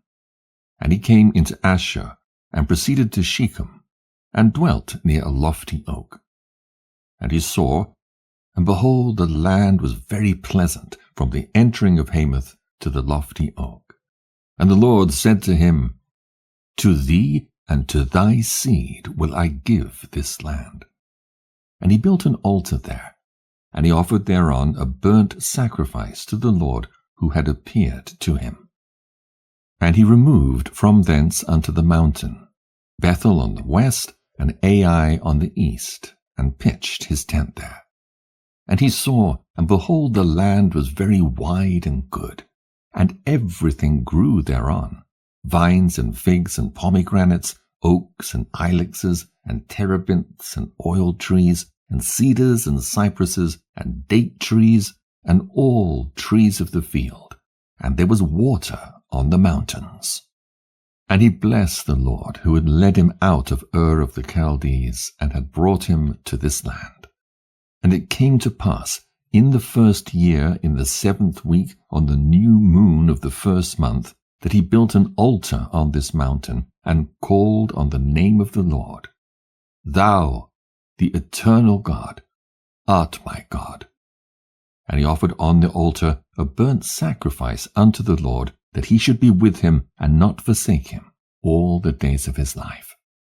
And he removed from thence, and went towards the south, and he came to Hebron. And Hebron was built at that time, and he dwelt there 2 years. And he went from thence into the land of the south, to Bealoth. And there was a famine in the land. And Abram went into Egypt in the 3rd year of the week, and he dwelt in Egypt 5 years, before his wife was torn away from him. Now Taneas in Egypt was at that time built, 7 years after Hebron. And it came to pass, when Pharaoh seized Sarai the wife of Abram, that the Lord plagued Pharaoh and his house with great plagues, because of Sarai, Abram's wife. And Abram was very glorious, by reasons of possessions in sheep and cattle and asses and horses and camels and menservants and maidservants, and in silver and gold exceedingly. and Lot also his brother's son was wealthy. And Pharaoh gave back Sarai, the wife of Abram, and he sent him out of the land of Egypt. And he journeyed to the place where he had pitched his tent at the beginning, to the place of the altar, with Ai on the east and Bethel on the west. And he blessed the Lord his God, who had brought him back in peace. And it came to pass, in the 41st Jubilee, in the 3rd year of the 1st week, that he returned to this place, and offered thereon a burnt sacrifice, and called on the name of the Lord, and said, Thou, the Most High God, art my God, for ever and ever. And in the 4th year of this week, Lot parted from him. And Lot dwelt in Sodom, and the men of Sodom were sinners exceedingly.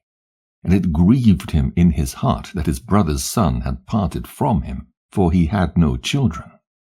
In that year, when Lot was taken captive, the Lord said unto Abram, after that Lot had parted from him, in the 4th year of this week, Lift up thine eyes from the place where thou art dwelling, northward and southward and westward and eastward. For all the land which thou seest I shall give to thee and to thy seed forever, and I shall make thy seed as the sand of the sea. Though a man may number the dust of the earth, yet thy seed shall not be numbered.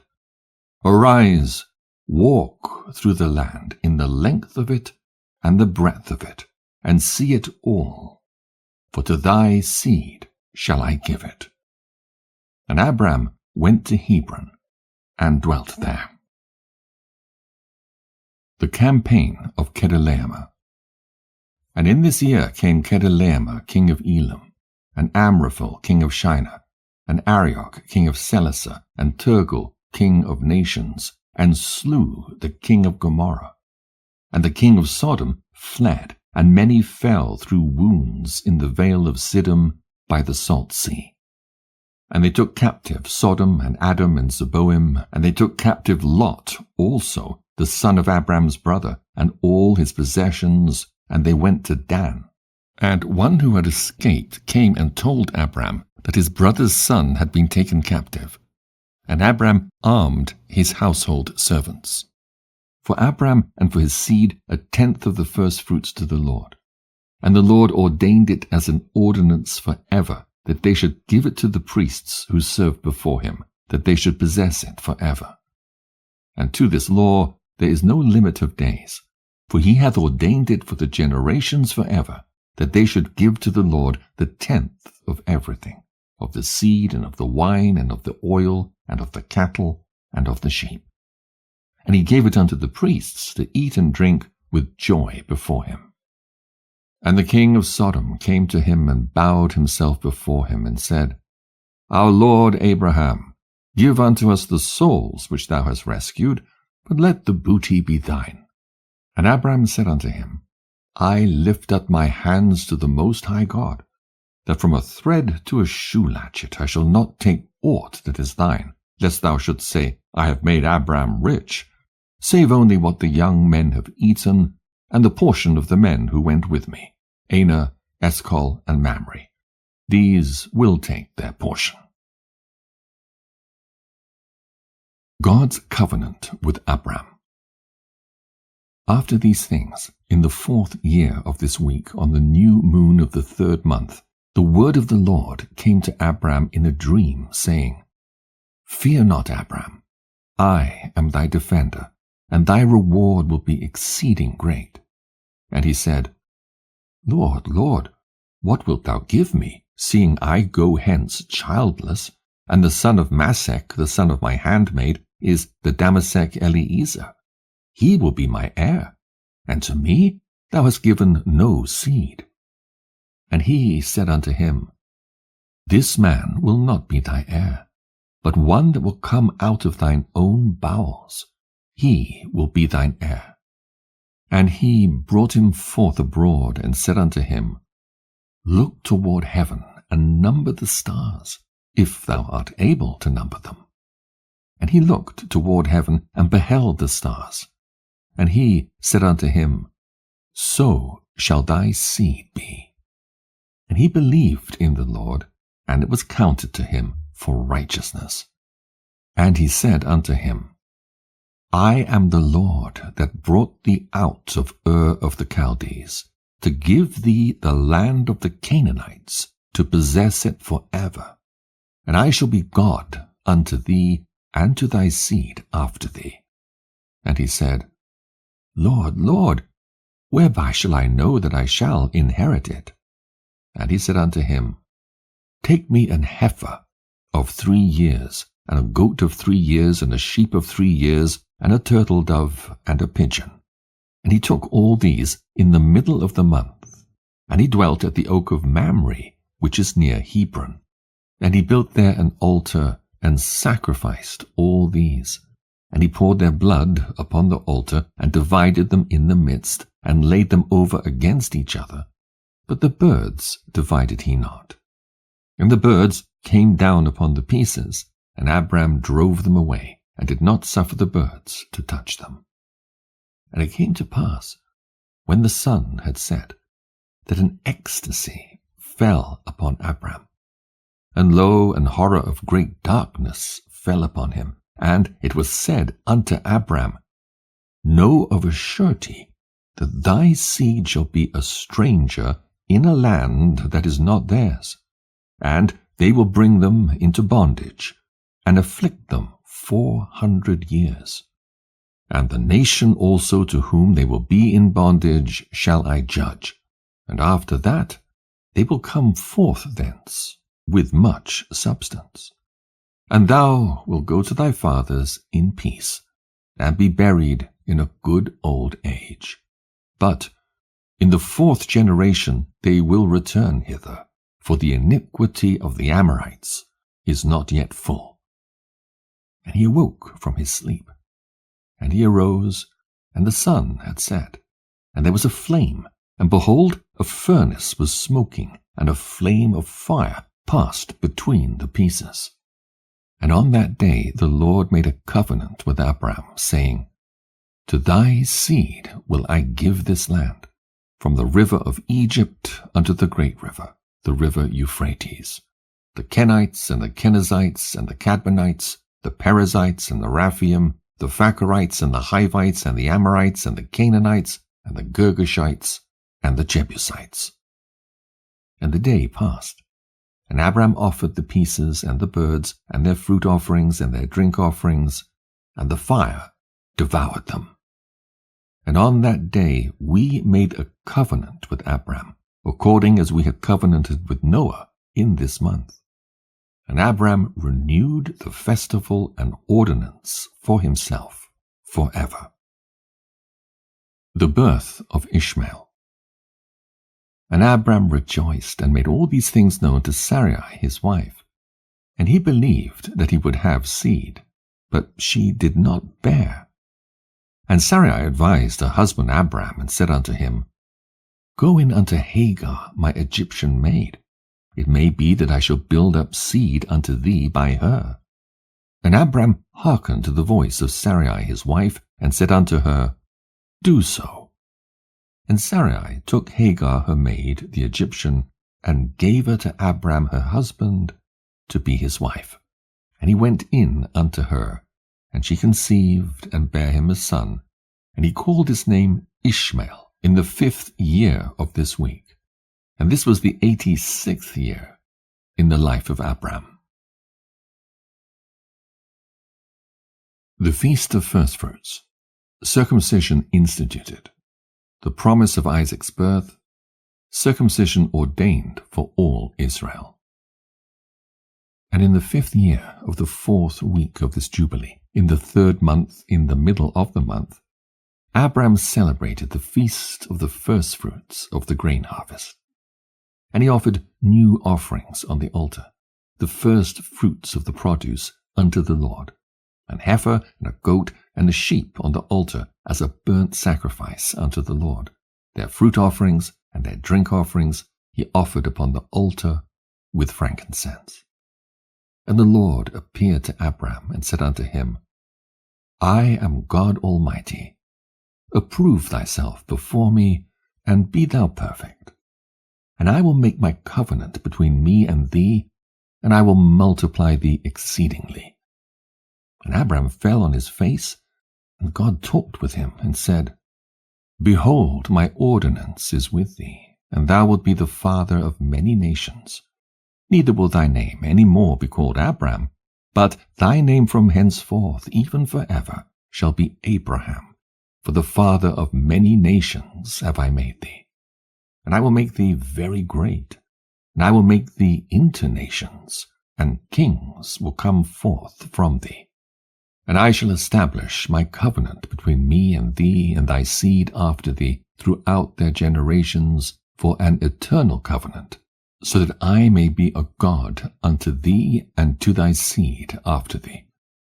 And I shall give to thee and to thy seed after thee the land where thou hast been a sojourner, the land of Canaan, that thou mayest possess it forever. And I shall be their God. And the Lord said unto Abraham, And as for thee, do thou keep my covenant, thou and thy seed after thee, and circumcise ye every male among you, and circumcise your foreskins, and it will be a token of an eternal covenant between me and you. And the child on the 8th day ye will circumcise, every male throughout your generations, him that is born in the house, or whom ye have bought with money from any stranger whom ye have acquired, who is not of thy seed. He that is born in thy house will surely be circumcised, and those whom thou hast bought with money will be circumcised, and my covenant will be in your flesh for an eternal ordinance. And the uncircumcised male who is not circumcised in the flesh of his foreskin on the 8th day, that soul will be cut off from his people, for he hath broken my covenant. And God said unto Abraham, As for Sarai thy wife, her name will no more be called Sarai, but Sarah will be her name. And I shall bless her, and give thee a son by her. And I shall bless him, and he will become a nation, and kings of nations will proceed from him. And Abraham fell on his face and rejoiced, and said in his heart, Shall a son be born to him that is 100 years old? And shall Sarah, who is 90 years old, bring forth? And Abraham said unto God, Oh, that Ishmael might live before thee. And God said, Yea, and Sarah also will bear thee a son, and thou wilt call his name Isaac, and I shall establish my covenant with him, an everlasting covenant, and for his seed after him. And as for Ishmael also I have heard thee. And behold, I shall bless him, and make him great, and multiply him exceedingly, and he will beget 12 princes, and I shall make him a great nation. But my covenant shall I establish with Isaac, whom Sarah will bear to thee in these days, in the next year. And he left off speaking with him. And God went up from Abraham. And Abraham did according as God had said unto him. And he took Ishmael his son, and all that were born in his house, and to whom he had bought with his money, every male in his house, and circumcised the flesh of their foreskin. And on the selfsame day was Abraham circumcised, and all the men of his house, and those born in the house, and all those whom he had bought with money from the children of the stranger, were circumcised with him. This law is for all the generations forever. And there is no circumcision of the days, and no omission of 1 day out of the 8 days, for it is an eternal ordinance, ordained and written on the heavenly tables. And every one that is born, the flesh of whose foreskin is not circumcised on the 8th day, belongeth not to the children of the covenant which the Lord made with Abraham, but to the children of destruction. Nor is there, moreover, any sign on him that he is the Lord's, but he is destined to be destroyed and slain from the earth, and to be rooted out of the earth, for he hath broken the covenant of the Lord our God. For all the angels of the presence and all the angels of sanctification have been so created from the day of their creation, and before the angels of the presence and the angels of sanctification he hath sanctified Israel, that they should be with him and with his holy angels. And do thou command the children of Israel, and let them observe the sign of this covenant for their generations as an eternal ordinance, and they will not be rooted out of the land. For the command is ordained for a covenant, that they should observe it forever among all the children of Israel. For Ishmael and his sons and his brothers and Esau, the Lord did not cause to approach him, and he chose them not because they are the children of Abraham, because he knew them, but he chose Israel to be his people. And he sanctified it, and gathered it from amongst all the children of men. For there are many nations and many peoples, and all are his, and over all hath he placed spirits in authority to lead them astray from him. But over Israel he did not appoint any angel or spirit, for he alone is their ruler, and he will preserve them and require them at the hand of his angels and his spirits, and at the hand of all his powers, in order that he may preserve them and bless them, and that they may be his, and he may be theirs, from henceforth forever. And now I announce unto thee that the children of Israel will not keep true to this ordinance, and they will not circumcise their sons according to all this law. For in the flesh of their circumcision they will omit this circumcision of their sons, and all of them, sons of Belial, will leave their sons uncircumcised as they were born. And there will be great wrath from the Lord against the children of Israel, because they have forsaken his covenant, and turned aside from his word, and provoked and blasphemed, inasmuch as they did not observe the ordinance of this law. For they have treated their members like the Gentiles, so that they may be removed and rooted out of the land. And there will no more be pardon or forgiveness unto them, so that there should be forgiveness and pardon for all the sin of this eternal era. Angelic visitation of Abraham in Hebron. Promise of Isaac's birth repeated. The destruction of Sodom and Lot's deliverance. And on the new moon of the 4th month we appeared unto Abraham at the oak of Mamre. And we talked with him, and we announced to him that a son would be given to him by Sarah his wife. And Sarah laughed, for she heard that we'd spoken these words with Abraham. And we admonished her, and she became afraid, and denied that she had laughed on account of the words. And we told her the name of her son, as his name is ordained and written in the heavenly tables, Isaac. And that when we returned to her at a set time, she would have conceived a son. And in this month the Lord executed his judgments on Sodom and Gomorrah and Zeboim and all the region of the Jordan.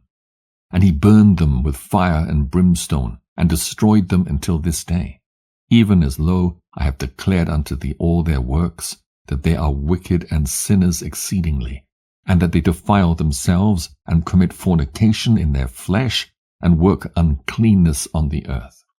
And in like manner, God will execute judgment on the places where they have done according to the uncleanness of the Sodomites, like unto the judgment of Sodom.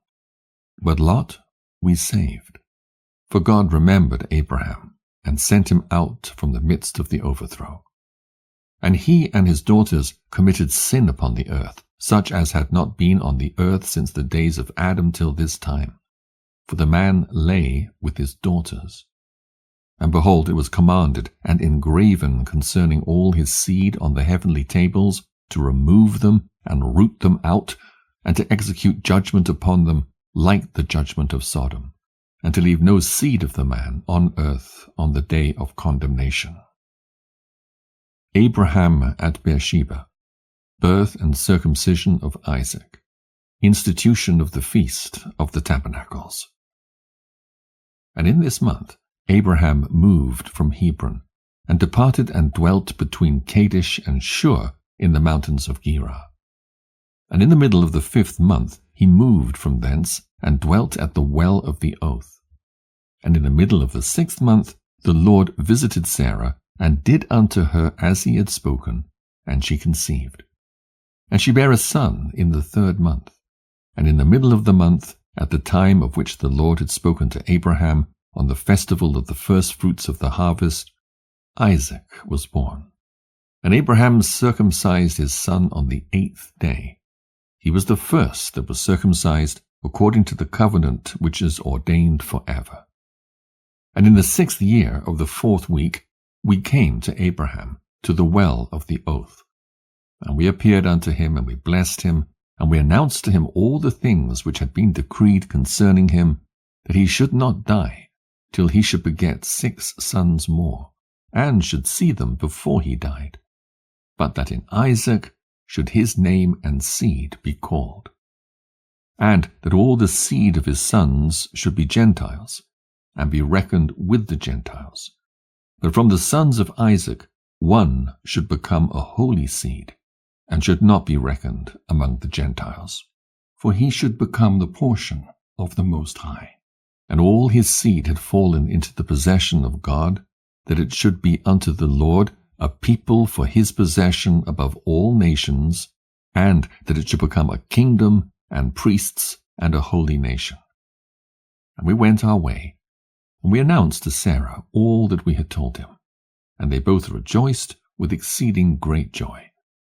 And he built there an altar to the Lord who had delivered him, and who was making him rejoice in the land of his sojourning. And he celebrated a festival of joy in this month 7 days, near the altar which he had built at the well of the oath. And he built booths for himself and for his servants on this festival, and he was the first to celebrate the Feast of Tabernacles on the earth. And during these 7 days he brought each day to the altar a burnt offering to the Lord, 2 oxen, 2 rams, 7 sheep, 1 he-goat, for a sin offering, that he might atone thereby for himself and for his seed.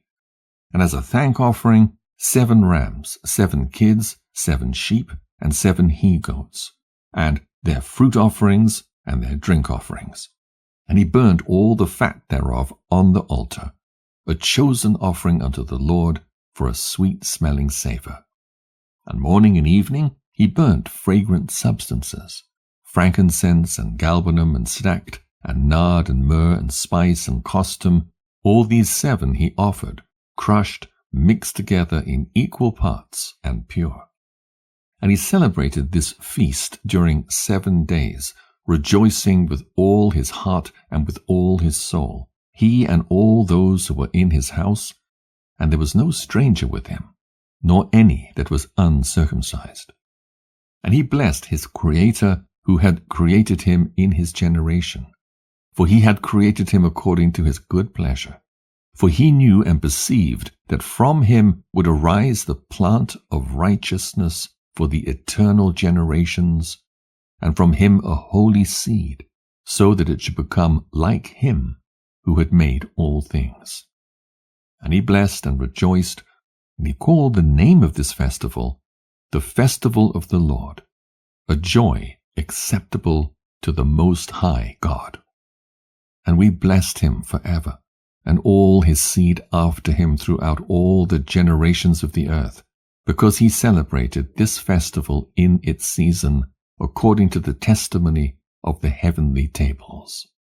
For this reason it is ordained on the heavenly tables concerning Israel, that they shall celebrate the Feast of Tabernacles 7 days with joy, in the 7th month, acceptable before the Lord, a statute forever throughout their generations, every year. And to this there is no limit of days, for it is ordained forever regarding Israel that they should celebrate it, and dwell in booths, and set wreaths upon their heads, and take leafy boughs and willows from the brook. And Abraham took branches of palm trees, and the fruit of goodly trees, and every day going round the altar with the branches 7 times a day in the morning, he praised and gave thanks to his God for all things in joy. The expulsion of Hagar and Ishmael. And in the 1st year of the 5th week, Isaac was weaned in this Jubilee. And Abraham made a great banquet in the 3rd month on the day his son Isaac was weaned. And Ishmael, the son of Hagar the Egyptian, was before the face of Abraham his father in his place. And Abraham rejoiced and blessed God because he had seen his sons and had not died childless. And he remembered the words which he had spoken to him on the day on which Lot had parted from him. And he rejoiced because the Lord had given him seed upon the earth to inherit the earth. And he blessed with all his mouth the Creator of all things. And Sarah saw Ishmael playing and dancing with Abraham, rejoicing with great joy. And she became jealous of Ishmael, and said to Abraham, "Cast out this bondwoman and her son, for the son of this bondwoman will not be heir with my son Isaac." And the thing was grievous in Abraham's sight, because of his maidservant and because of his son, that he should drive them from him. And God said to Abraham, "Let it not be grievous in thy sight because of the child and because of the bondwoman. In all that Sarah hath said unto thee, hearken to her words, and do them. For in Isaac shall thy name and seed be called. But as for the son of this bondwoman, I will make him a great nation, because he is of thy seed." And Abraham rose up early in the morning and took bread and a bottle of water, and placed them on the shoulders of Hagar and the child, and sent her away. And she departed and wandered in the wilderness of Beersheba. And the water in the bottle was spent, and the child thirsted, was not able to go on, and fell down. And his mother took him and cast him under an olive tree, and went and sat her down over against him at the distance of a bowshot, for she said, "Let me not see the death of my child." And as she sat, she wept. And an angel of God, one of the holy ones, said unto her, "Why weepest thou, Hagar? Arise, take the child, and hold him in thine hand, for God hath heard thy voice, and hath seen the child." And she opened her eyes, and she saw a well of water. And she went and filled her bottle with water, and gave her child to drink. And she arose and went towards the wilderness of Paran. And the child grew and became an archer, and God was with him. And his mother took him a wife from among the daughters of Egypt. And she bare him a son, and he called his name Nebaioth, for she said, "The Lord was nigh to me when I called upon him." Mastema proposes to God that Abraham shall be put to the proof. And it came to pass in the 7th week, in the 1st year thereof, in the 1st month, in this Jubilee, on the 12th of this month, there were voices in heaven regarding Abraham, that he was faithful in all that he told him, and that he loved the Lord, and that in every affliction he was faithful. And the prince Mastema came and said before God, "Behold, Abraham loveth Isaac his son, and he delighteth in him above all things else. Bid him offer him as a burnt offering on the altar, and thou wilt see if he will do this command, and thou wilt know if he is faithful in everything wherein thou dost try him." And the Lord knew that Abraham was faithful in all his afflictions. For he had tried him through his country, and with famine, and had tried him with the wealth of kings, and had tried him again through his wife, when she was torn from him, and with circumcision, and had tried him through Ishmael and Hagar his maidservant, when he sent them away. And in everything wherein he had tried him, he was found faithful, and his soul was not impatient, and he was not slow to act, for he was faithful and a lover of the Lord. The sacrifice of Isaac. Abraham returns to Beersheba. And God said to him, "Abraham, Abraham." And he said, "Behold, here am I." And he said, "Take thy beloved son, whom thou lovest, even Isaac, and go unto the high country, and offer him on one of the mountains which I will point out unto thee. And he rose early in the morning, and saddled his ass, and took his 2 young men with him, and Isaac his son, and clave the wood of the burnt offering. And he went to the place on the 3rd day, and he saw the place afar off.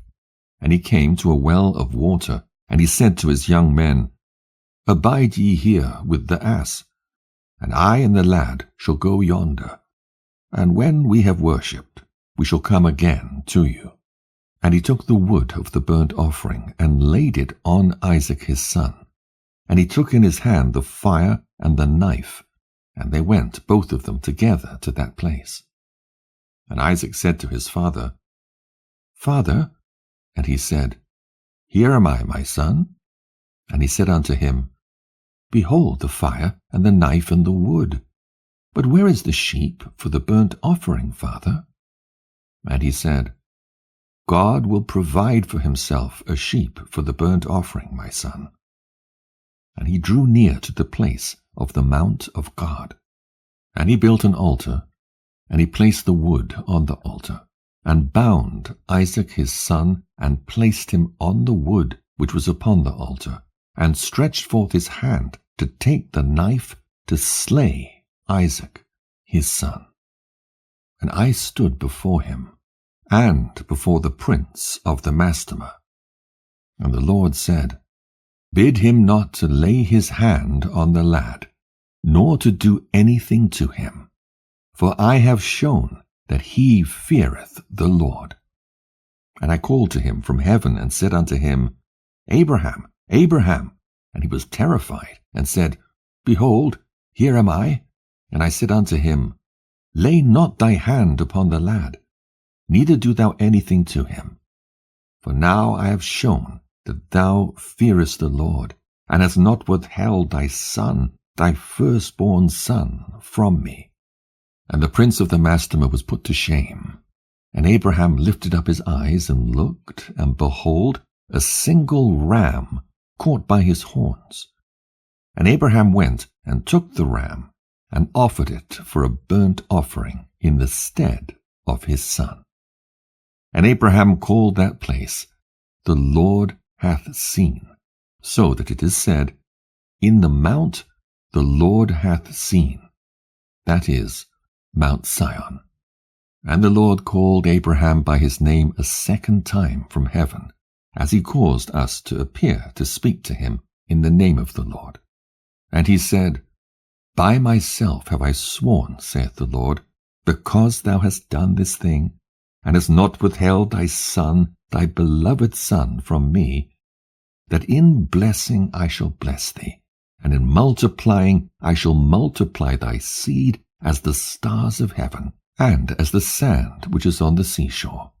And thy seed will inherit the cities of its enemies. And in thy seed will all nations of the earth be blessed, because thou hast obeyed my voice. And I have shown to all that thou art faithful unto me in all that I have said unto thee. Go in peace.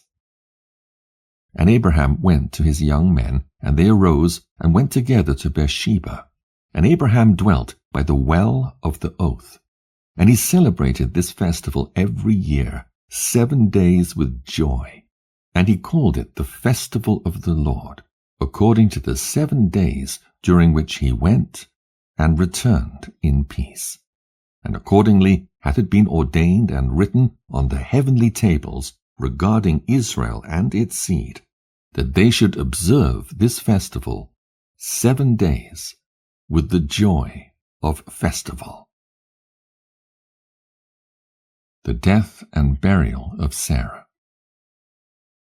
And in the 1st year of the 1st week, in the 42nd Jubilee, Abraham returned and dwelt opposite Hebron, that is Kirjath Arba, 2 weeks of years. And in the 1st year of the 3rd week of this Jubilee, the days of the life of Sarah were accomplished, and she died in Hebron. And Abraham went to mourn over her and bury her. And we tried him to see if his spirit were patient and if he were not indignant in the words of his mouth. And he was found patient in this, and was not disturbed. For in patience of spirit he conversed with the children of Heth, to the intent that they should give him a place in which to bury his dead. And the Lord gave him grace before all who saw him. And he besought in gentleness the sons of Heth, and they gave him the land of the double cave over against Mamre, that is Hebron, for 400 pieces of silver. And they besought him, saying, We shall give it to thee for nothing. But he would not take it from their hands for nothing, for he gave the price of the place, the money, in full. And he bowed down before them twice, and after this he buried his dead in the double cave. And all the days of the life of Sarah were 127 years, that is, 2 Jubilees and 4 weeks and 1 year. These are the days of the years of the life of Sarah. This is the 10th trial wherewith Abraham was tried, and he was found faithful, patient in spirit. And he said not a single word regarding the rumor in the land, how that God had said that he would give it to him and to his seed after him. And he begged a place there to bury his dead, for he was found faithful, and was recorded on the heavenly tables as the friend of God.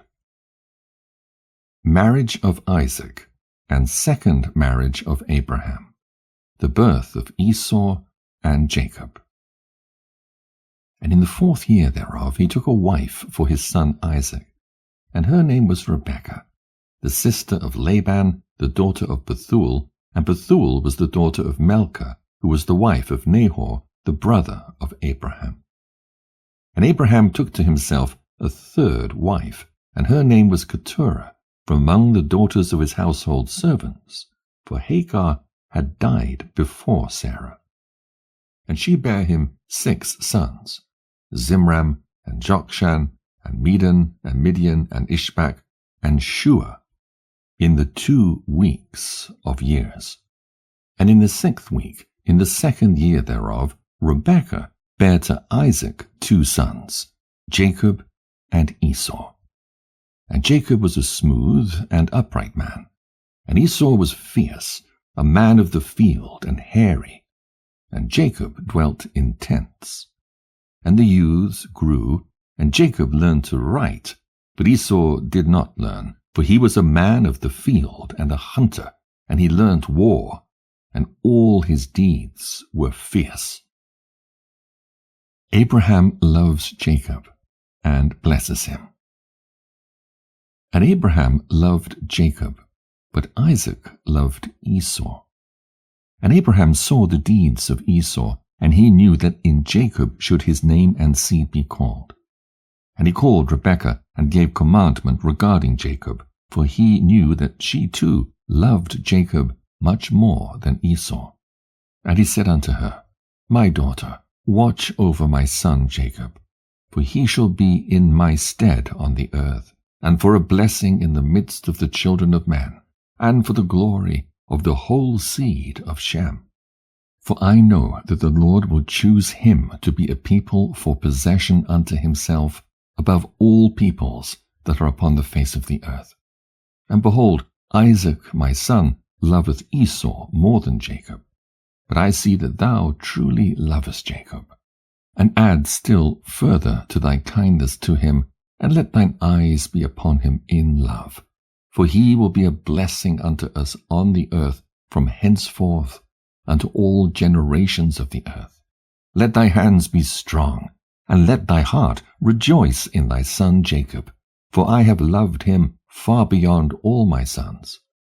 He will be blessed forever, and his seed will fill the whole earth. If a man can number the sand of the earth, his seed also will be numbered. And all the blessings wherewith the Lord hath blessed me and my seed shall belong to Jacob and his seed alway. And in his seed shall my name be blessed, and the name of my fathers, Shem and Noah and Enoch and Mahalalel and Enos and Seth and Adam.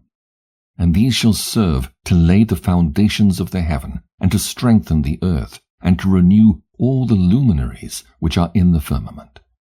And he called Jacob before the eyes of Rebekah his mother, and kissed him, and blessed him, and said, Jacob, my beloved son, whom my soul loveth, may God bless thee from above the firmament, and may he give thee all the blessings wherewith he blessed Adam, and Enoch, and Noah, and Shem, and all the things of which he told me, and all the things which he promised to give me.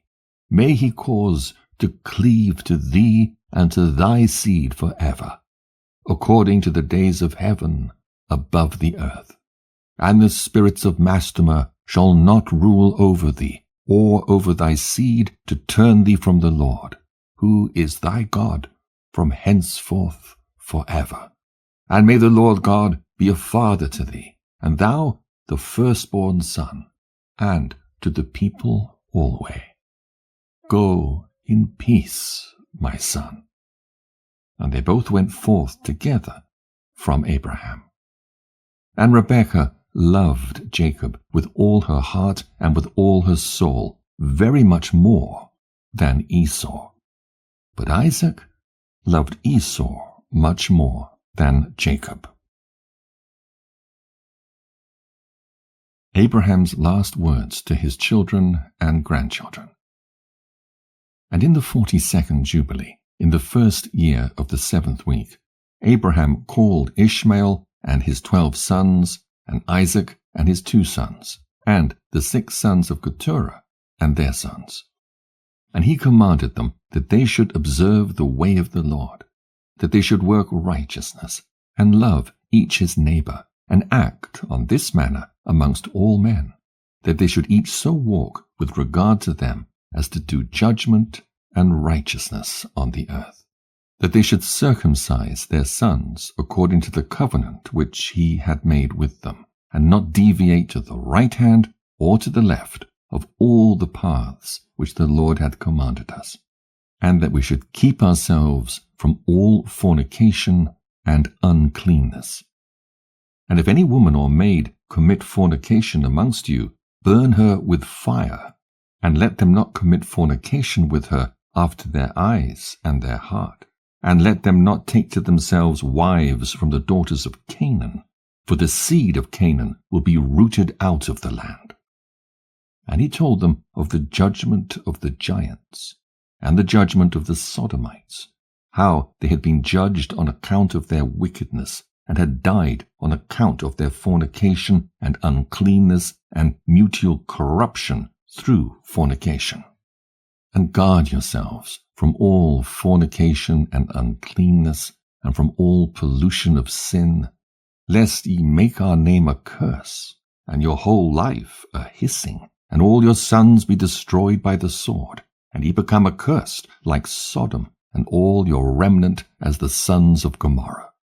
I implore you, my sons, love the God of heaven, and cleave ye to all his commandments, and walk not after their idols and after their uncleannesses. And make not for yourselves molten or graven gods, for they are vanity, and there is no spirit in them, for they are work of men's hands, and all who trust in them trust in nothing. Serve them not, nor worship them, but serve ye the Most High God, and worship him continually, and hope for his countenance always, and work uprightness and righteousness before him, that he may have pleasure in you, and grant you his mercy, and send rain upon you morning and evening, and bless all your works which ye have wrought upon the earth, and bless thy bread and thy water, and bless the fruit of thy womb, and the fruit of thy land, and the herds of thy cattle, and the flocks of thy sheep. And ye will be for a blessing on the earth, and all nations of the earth will desire you, and bless your sons in my name, that they may be blessed as I am. And he gave to Ishmael and to his sons and to the sons of Keturah gifts, and he sent them away from Isaac his son, and he gave everything to Isaac his son. The dwelling places of the Ishmaelites and of the sons of Keturah. And Ishmael and his sons and the sons of Keturah and their sons went together and dwelt from Paran to the entering in of Babylon in all the land which is towards the east, facing the desert. And these mingled with each other, and their name was called Arabs and Ishmaelites. Abraham's last words to Isaac. And in the 6th year of the 7th week of this Jubilee, Abraham called Isaac his son, and commanded him, saying, I am become old, and know not the day of my death, and am full of my days. And behold, I am 175 years old, and throughout all the days of my life I have remembered the Lord, and sought with all my heart to do his will, and to walk uprightly in all his ways.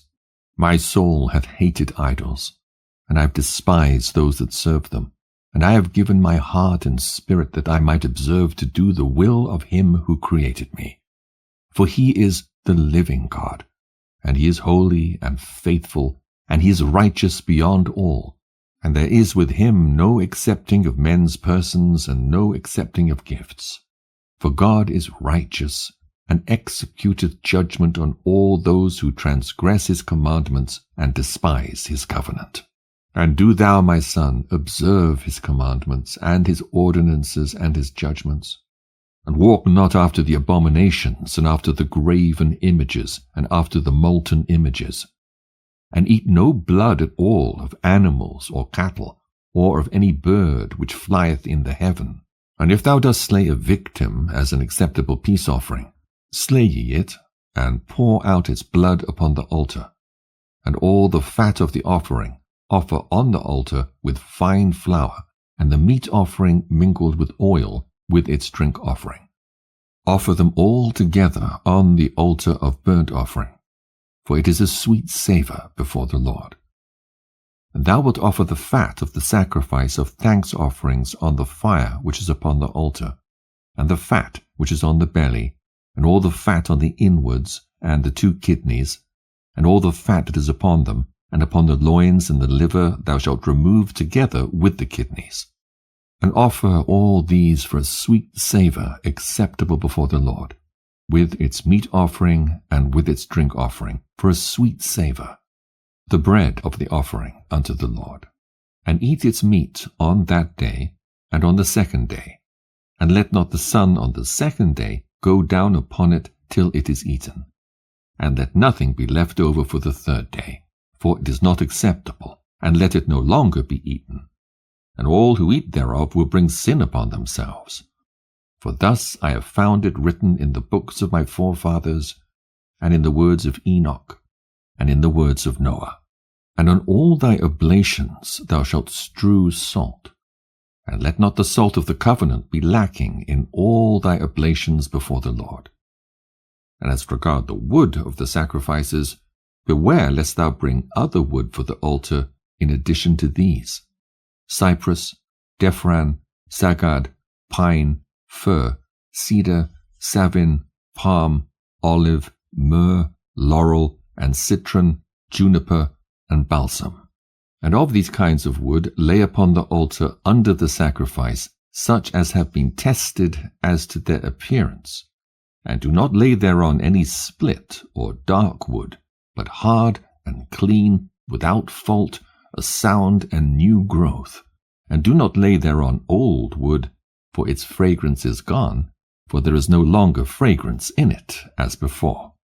Besides these kinds of wood, there is none other that thou shalt place on the altar, for the fragrance is dispersed, and the smell of its fragrance goeth not up to heaven.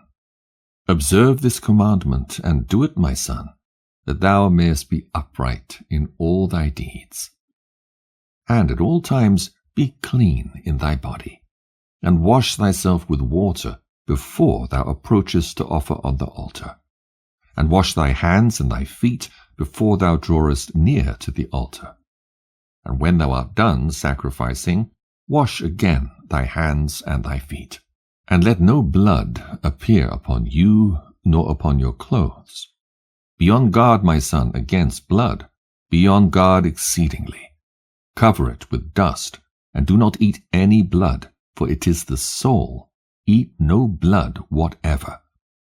And take no gifts for the blood of man, lest it be shed with impunity, without judgment. For it is the blood that is shed that causeth the earth to sin. And the earth cannot be cleansed from the blood of man, save by the blood of him who shed it. And take no present or gift for the blood of man. Blood for blood, that thou mayest be accepted before the Lord the Most High God. For he is the defense of the good, and that thou mayest be preserved from all evil, and that he may save thee from every kind of death. I see, my son, that all the works of the children of men are sin and wickedness, and all their deeds are uncleanness and an abomination and a pollution, and there is no righteousness with them. Beware, lest thou shouldest walk in their ways and tread in their paths, and sin a sin unto death before the Most High God, else he will hide his face from thee, and give thee back into the hands of thy transgression, and root thee out of the land, and thy seed likewise from under heaven, and thy name and thy seed will perish from the whole earth. Turn away from all their deeds and all their uncleanness, and observe the ordinance of the Most High God, and do his will, and be upright in all things. And he will bless thee in all thy deeds, and will raise up from thee the plant of righteousness through all the earth, throughout all generations of the earth. And my name and thy name will not be forgotten under heaven forever. Go, my son, in peace. May the Most High God, my God, and thy God, strengthen thee to do his will. And may he bless all thy seed and the residue of thy seed for the generations forever, with all righteous blessings, that thou mayest be a blessing on all the earth. And he went out from him, rejoicing. Isaac, Ishmael, and Jacob join in festival with Abraham for the last time. Abraham's prayer. And it came to pass, in the first week in the 44th Jubilee in the second year, that is, the year in which Abraham died, that Isaac and Ishmael came from the well of the oath to celebrate the Feast of Weeks, that is, the feast of the firstfruits of the harvest, to Abraham their father. And Abraham rejoiced, because his 2 sons had come. For Isaac had many possessions in Beersheba, and Isaac was wont to go and see his possessions, and to return to his father. And in those days Ishmael came to see his father, and they both came together, and Isaac offered a sacrifice for a burnt offering, and presented it on the altar of his father, which he had made in Hebron. And he offered a thank offering, and made a feast of joy before Ishmael his brother. And Rebekah made new cakes from the new grain, and gave them to Jacob her son, to take them to Abraham his father, from the firstfruits of the land, that he might eat and bless the Creator of all things before he died. And Isaac too sent by the hand of Jacob to Abraham a best thank offering, that he might eat and drink. And he ate and drank, and blessed the Most High God, who hath created heaven and earth, who made all the fat things of the earth, and given them to the children of men, that they might eat and drink and bless their Creator. And now I give thanks unto thee, my God, because thou hast caused me to see this day. Behold, I am 163 years, an old man and full of days, and all my days have been unto me peace. The sword of the adversary hath not overcome me in all that thou hast given me and my children all the days of my life until this day. My God, may thy mercy and thy peace be upon thy servant, and upon the seed of his sons, that they may be to thee a chosen nation, and an inheritance from amongst all the nations of the earth, from henceforth unto all the days of the generations of the earth. unto all ages. Abraham's last words to and blessings of Jacob. And he called Jacob and said, My son Jacob, may the God of all bless thee and strengthen thee to do righteousness and his will before him. And may he choose thee and thy seed, that ye may become a people for his inheritance, according to his will alway. And do thou, my son Jacob, draw near and kiss me. And he drew near and kissed him, and he said, Blessed be my son Jacob, and all the sons of God Most High unto all the ages. May God give unto thee a seed of righteousness, and some of thy sons may he sanctify in the midst of the whole earth. May nations serve thee, and all the nations bow themselves before thy seed. Be strong in the presence of men, and exercise authority over all the seed of Seth. Then thy ways and the ways of thy sons will be justified, so that they shall become a holy nation. May the Most High God give thee all the blessings wherewith he hath blessed me, and wherewith he blessed Noah and Adam. May they rest on the sacred head of thy seed from generation to generation forever. And may he cleanse thee from all unrighteousness and impurity, that thou mayest be forgiven all thy transgressions and the sins of thy ignorance, and may he strengthen thee and bless thee, and mayest thou inherit the whole earth. And may he renew his covenant with thee, that thou mayest be to him a nation for his inheritance for all the ages, and that he may be to thee and to thy seed a God in truth and righteousness throughout all the days of the earth. And do thou, my son Jacob, remember my words, and observe the commandments of Abraham thy father. Separate thyself from the nations, and eat not with them, and do not according to their works, and become not their associate. For their works are unclean, and all their ways are a pollution, and an abomination, and uncleanness. They offer their sacrifices to the dead, and they worship evil spirits, and they eat over the graves, and all their works are vanity and nothingness. They have no heart to understand, and their eyes do not see what their works are, and how they err in saying to a piece of wood, Thou art my God, and to a stone, Thou art my Lord, and thou art my deliverer. And as for thee, my son Jacob, may the Most High God help thee, and may the God of heaven bless thee, and remove thee from their uncleanness and from all their error. Be thou ware, my son Jacob, of taking a wife from any seed of the daughters of Canaan, for all his seed is to be rooted out of the earth. For, owing to the transgression of Ham, Canaan erred, and all his seed will be destroyed from off the earth, and all the residue thereof, and none springing from him will be saved on the day of judgment. And as for all the worshippers of idols and the profane, there'll be no hope for them in the land of the living, and there'll be no remembrance of them on the earth.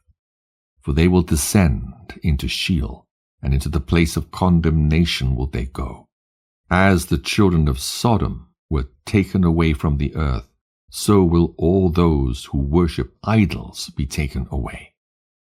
Fear not, my son Jacob, and be not dismayed, O son of Abraham. May the Most High God preserve thee from destruction, and from all the paths of error may he deliver thee. This house have I built for myself, that I might put my name upon it in the earth. It is given to thee and to thy seed forever, and will be named the house of Abraham. It is given to thee and to thy seed forever, for thou wilt build my houses and establish my name before God forever. Thy seed and thy name will stand throughout all generations of the earth. And he ceased commanding him and blessing him. And the two lay together on one bed, and Jacob slept in the bosom of Abraham, his father's father. And he kissed him 7 times, and his affection and his heart rejoiced over him. And he blessed him with all his heart, and said, The Most High God, the God of all, and the Creator of all, who brought me forth from Ur of the Chaldees, that he might give me this land to inherit it forever, and that I might establish a holy seed, blessed be the Most High forever. And he blessed Jacob and said, My son, over whom with all my heart and my affection I rejoice, may thy grace and thy mercy be lifted up upon him and upon his seed alway. And do not forsake him, nor set him at naught from henceforth unto the days of eternity. And may thine eyes be opened upon him and upon his seed, that thou mayest preserve him and bless him, and mayest sanctify him as a nation for thine inheritance. And bless him with all thy blessings from henceforth unto all the days of eternity. And renew thy covenant and thy grace with him and with his seed, according to all thy good pleasure, unto all the generations of the earth. The death and burial of Abraham. And he placed 2 fingers of Jacob on his eyes, and he blessed the God of gods. And he covered his face, and stretched out his feet, and slept the sleep of eternity, and was gathered to his fathers. And notwithstanding all this, Jacob was lying in his bosom, and knew not that Abraham his father's father was dead. And Jacob awoke from his sleep, and behold, Abraham was cold as ice. And he said, Father, Father. And there was none that spake, and he knew that he was dead. And he arose from his bosom, and ran and told Rebekah his mother. And Rebekah went to Isaac in the night, and told him, and they went together, and Jacob with them, and a lamp was in his hand. And when they'd gone in, they found Abraham lying dead. And Isaac fell on the face of his father, and wept and kissed him. And the voices were heard in the house of Abraham. And Ishmael his son arose, and went to Abraham his father, and wept over Abraham his father, he and all the house of Abraham. And they wept with a great weeping. And his sons, Isaac and Ishmael, buried him in the double cave near Sarah his wife. And they wept for him 40 days, all the men of his house, and Isaac and Ishmael and all their sons, and all the sons of Keturah in their places, and the days of weeping for Abraham were ended.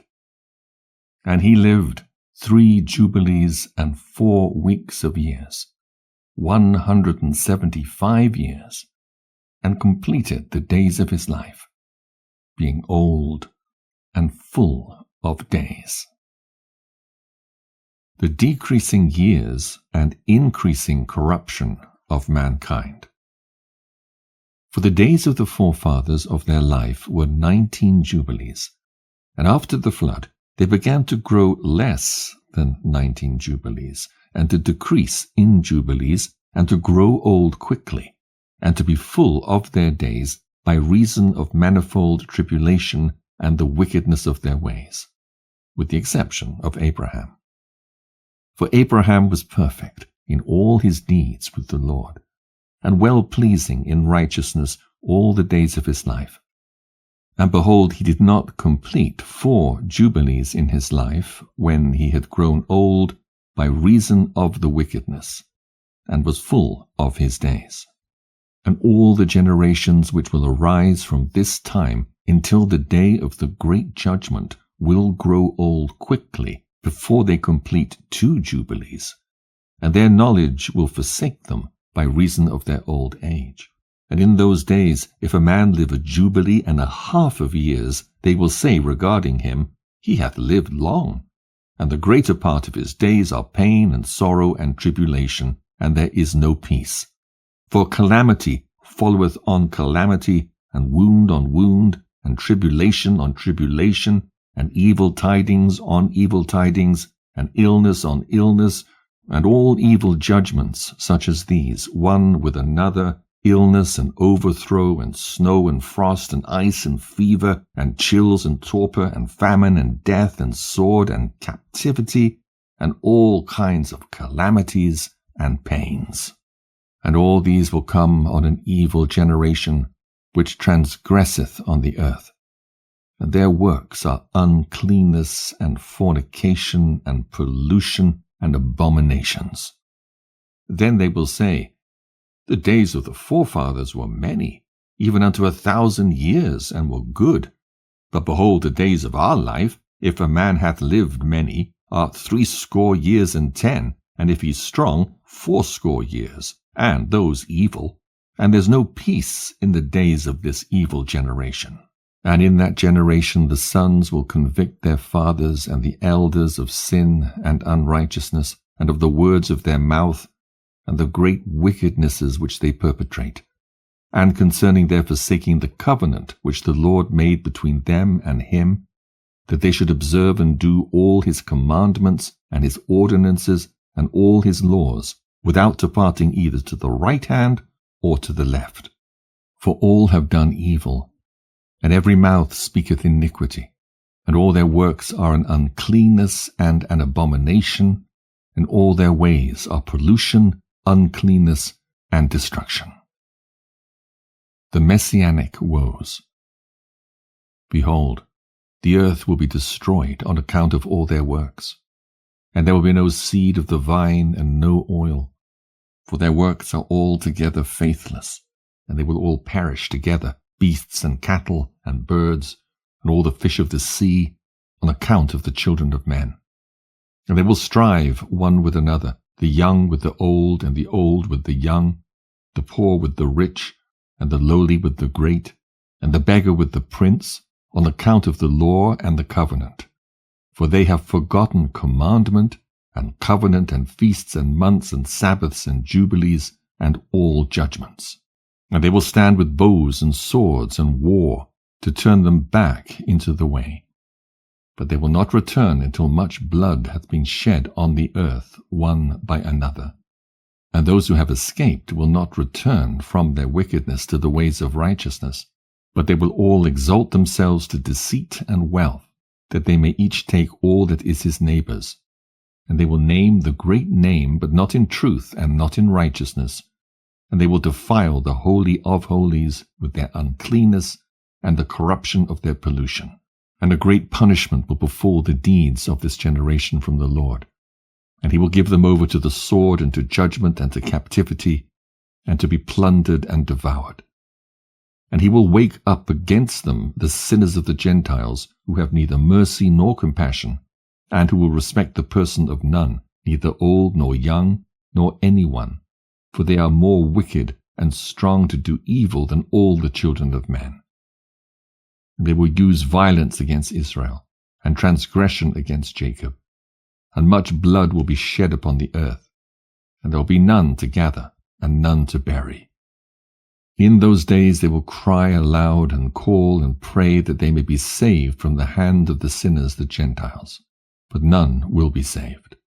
And the heads of the children will be white with grey hair, and a child of 3 weeks will appear old like a man of 100 years. And their stature will be destroyed by tribulation and oppression. Renewed study of the law, followed by a renewal of mankind, the Messianic kingdom, and the blessedness of the righteous. And in those days, the children will begin to study the laws, and to seek the commandments, and to return to the path of righteousness. And the days will begin to grow many, and increase amongst those children of men, till their days draw nigh to 1,000 years, and to a greater number of years than before was the number of the days. And there will be no old man, nor one who is not satisfied with his days, for all will be as children and youths. And all their days they will complete, and live in peace and in joy. And there'll be no Satan, nor any evil destroyer, for all their days will be days of blessing and healing. And at that time the Lord will heal his servants, and they will rise up and see great peace, and drive out their adversaries, and the righteous will see and be thankful, and rejoice with joy forever and ever, and will see all their judgments and all their curses on their enemies. And their bones will rest in the earth, and their spirits will have much joy. And they will know that it is the Lord who executeth judgment, and showeth mercy to hundreds and thousands, and to all that love him. And do thou, Moses, write down these words, for thus are they written, and they record them on the heavenly tables, for a testimony for the generations forever. Isaac at the well of vision. Esau sells his birthright. And it came to pass after the death of Abraham that the Lord blessed Isaac his son. And he arose from Hebron, and went and dwelt at the well of the vision in the first year of the 3rd week of this Jubilee, 7 years. And in the first year of the 4th week a famine began in the land, besides the first famine, which had been in the days of Abraham. And Jacob sod lentil pottage. And Esau came from the field hungry, and he said to Jacob his brother, Give me of this red pottage. And Jacob said to him, Sell to me thy birthright, and I will give thee bread, and also some of this lentil pottage. And Esau said in his heart, I shall die. Of what profit to me is this birthright? And he said to Jacob, I give it to thee. And Jacob said, Swear to me this day. And he sware unto him. And Jacob gave his brother Esau bread and pottage, and he ate till he was satisfied. And Esau despised his birthright.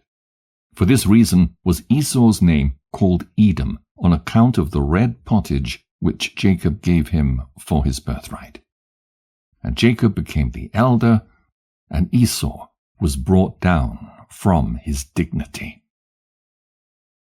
Isaac's sojourn in Gerar, and dealings with Abimelech. And the famine was over the land. And Isaac departed to go down into Egypt in the 2nd year of this week, and went to the king of the Philistines to Gerar unto Abimelech. And the Lord appeared unto him, and said unto him, Go not down into Egypt. Dwell in the land that I shall tell thee of, and sojourn in this land. And I shall be with thee, and bless thee. For to thee and to thy seed shall I give all this land. And I shall establish my oath which I sware unto Abraham thy father.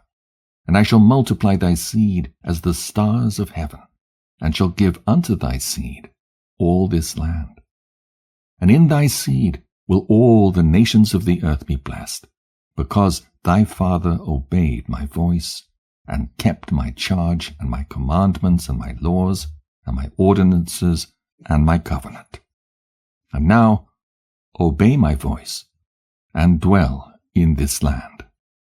And he dwelt in Gerar 3 weeks of years. And Abimelech charged concerning him, and concerning all that was his, saying, Any man that shall touch him, or aught that is his, shall surely die. And Isaac waxed strong among the Philistines, and he got many possessions, oxen and sheep and camels and asses, and a great household. And he sowed in the land of the Philistines, and brought in 100-fold.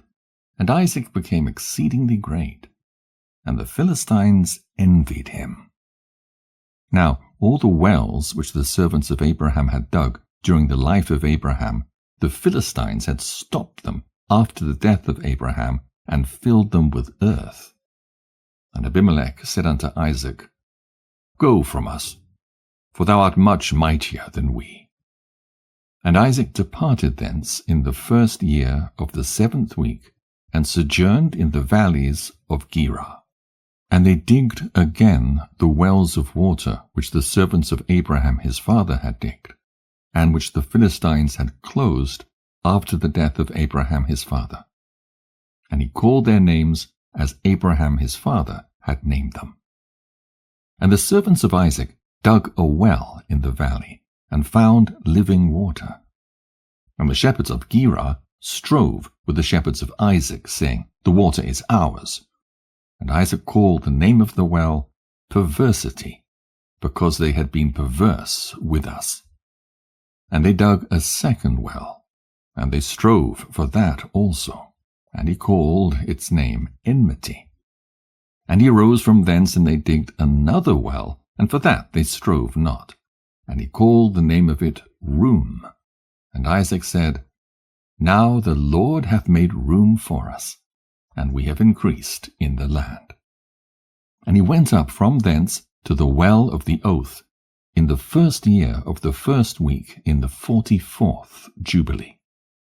And the Lord appeared to him that night on the new moon of the 1st month, and said unto him, I am the God of Abraham thy father. Fear not, for I am with thee, and shall bless thee, and shall surely multiply thy seed as the sand of the earth, for the sake of Abraham my servant. And he built an altar there, which Abraham his father had first built, and he called upon the name of the Lord, and he offered sacrifice to the God of Abraham his father. And they digged a well, and they found living water. And the servants of Isaac digged another well, and did not find water. And they went and told Isaac that they had not found water. And Isaac said, I have sworn this day to the Philistines, and this thing hath been announced to us. And he called the name of that place the Well of the Oath, for there he had sworn to Abimelech, and Ahuzath his friend, and Phicol the prefect of his host. And Isaac knew that day that under constraint he had sworn to them to make peace with them. Isaac curses the Philistines. And Isaac on that day cursed the Philistines, and said, Cursed be the Philistines unto the day of wrath and indignation from the midst of all nations. May God make them a derision and a curse and an object of wrath and indignation in the hands of the sinners the Gentiles, and in the hands of the Kittim. And whoever escapeth the sword of the enemy and the Kittim, may the righteous nation root out in judgment from under heaven. For they will be the enemies and foes of my children throughout their generations upon the earth. And no remnant will be left to them, nor one that will be saved on the day of the wrath of judgment. For destruction and rooting out and expulsion from the earth is the whole seed of the Philistines reserved. And there will no longer be left for these Caphtorim a name or a seed on the earth. For though he ascend unto heaven, thence will he be brought down. And though he make himself strong on earth, thence will he be dragged forth. And though he hide himself amongst the nations, even from thence will he be rooted out. And though he descend into Sheol, there also will his condemnation be great. And there also he will have no peace. And if he go into captivity, by the hands of those that seek his life will they slay him on the way. And neither name nor seed will be left to him on all the earth, for into eternal malediction will he depart. And thus it is written and engraved concerning him on the heavenly tables, to do unto him on the day of judgment, so that he may be rooted out from the earth. Rebekah admonishes Jacob not to marry a Canaanitish woman. Rebekah's blessing. And in the 2nd year of this week in this Jubilee, Rebekah called Jacob her son, and spake unto him, saying, My son, do not take thee a wife of the daughters of Canaan, as Esau thy brother, who took him 2 wives of the daughters of Canaan. And they have embittered my soul with all their unclean deeds. For all their deeds are fornication and lust, and there is no righteousness with them, for their deeds are evil. And I, my son, love thee exceedingly, and my heart and my affection bless thee every hour of the day and watch of the night. And now, my son, hearken to my voice, and do the will of thy mother, and do not take thee a wife of the daughters of this land, but only of the house of my father, and of my father's kindred. Thou wilt take thee a wife of the house of my father, and the Most High God will bless thee, and thy children will be a righteous generation, and a holy seed. And then spake Jacob to Rebekah his mother, and said unto her, Behold, mother, I am 9 weeks of years old, and I neither know nor have I touched any woman, nor have I betrothed myself to any, nor even think of taking me a wife of the daughters of Canaan. For I remember, mother, the words of Abraham our father, for he commanded me not to take a wife of the daughters of Canaan, but to take me a wife from the seed of my father's house and from my kindred. I have heard before that daughters have been born to Laban thy brother, and I have set my heart on them to take a wife from amongst them. And for this reason I have guarded myself in my spirit against sinning or being corrupted in all my ways throughout all the days of my life. For with regard to lust and fornication, Abraham my father gave me many commands. And despite all that he hath commanded me, these 22 years my brother hath striven with me, and spoken frequently to me, and said, My brother, take to wife a sister of my 2 wives. But I refuse to do as he hath done. I swear before thee, mother, that all the days of my life I will not take me a wife from the daughters of the seed of Canaan, and I will not act wickedly, as my brother hath done. Fear not, mother. Be assured that I shall do thy will, and walk in uprightness, and not corrupt my ways forever. And thereupon she lifted up her face to heaven, and extended the fingers of her hands, and opened her mouth, and blessed the Most High God, who had created the heaven and the earth. And she gave him thanks and praise. And she said, Blessed be the Lord God, and may his holy name be blessed forever and ever, who hath given me Jacob as a pure son and a holy seed. For he is thine, and thine shall his seed be continually, and throughout all the generations forevermore. Bless him, O Lord, and place in my mouth the blessing of righteousness, that I may bless him. And at that hour, when the spirit of righteousness descended into her mouth, she placed both her hands on the head of Jacob, and said, Blessed art thou, Lord of righteousness and God of the ages, and may he bless thee beyond all the generations of men. May he give thee, my son, the path of righteousness, and reveal righteousness to thy seed. And may he make thy sons many during thy life, and may they arise according to the number of the months of the year. And may their sons become many, and great beyond the stars of heaven, and their numbers be more than the sand of the sea. And may he give them this goodly land, as he said he would give it to Abraham and to his seed after him alway. And may they hold it as a possession forever. And may I see born unto thee, my son, blessed children during my life, and a blessed and a holy seed may all thy seed be. And as thou hast refreshed thy mother's spirit during my life, the womb of her that bare thee blesseth thee, and my breasts bless thee, and my mouth and my tongue praise thee greatly. Increase and spread over the earth, and may thy seed be perfect in the joy of heaven and earth forever. And may thy seed rejoice, and on the great day of peace may it have peace. And may thy name and thy seed endure to all the ages. And may the Most High God be their God.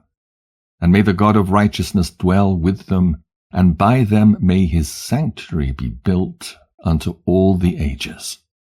Blessed be he that blesseth thee, and all flesh that curseth thee falsely, may it be cursed. And she kissed him, and said to him, May the Lord of the world love thee as the heart of thy mother, and her affection rejoice in thee, and bless thee. And she ceased from blessing.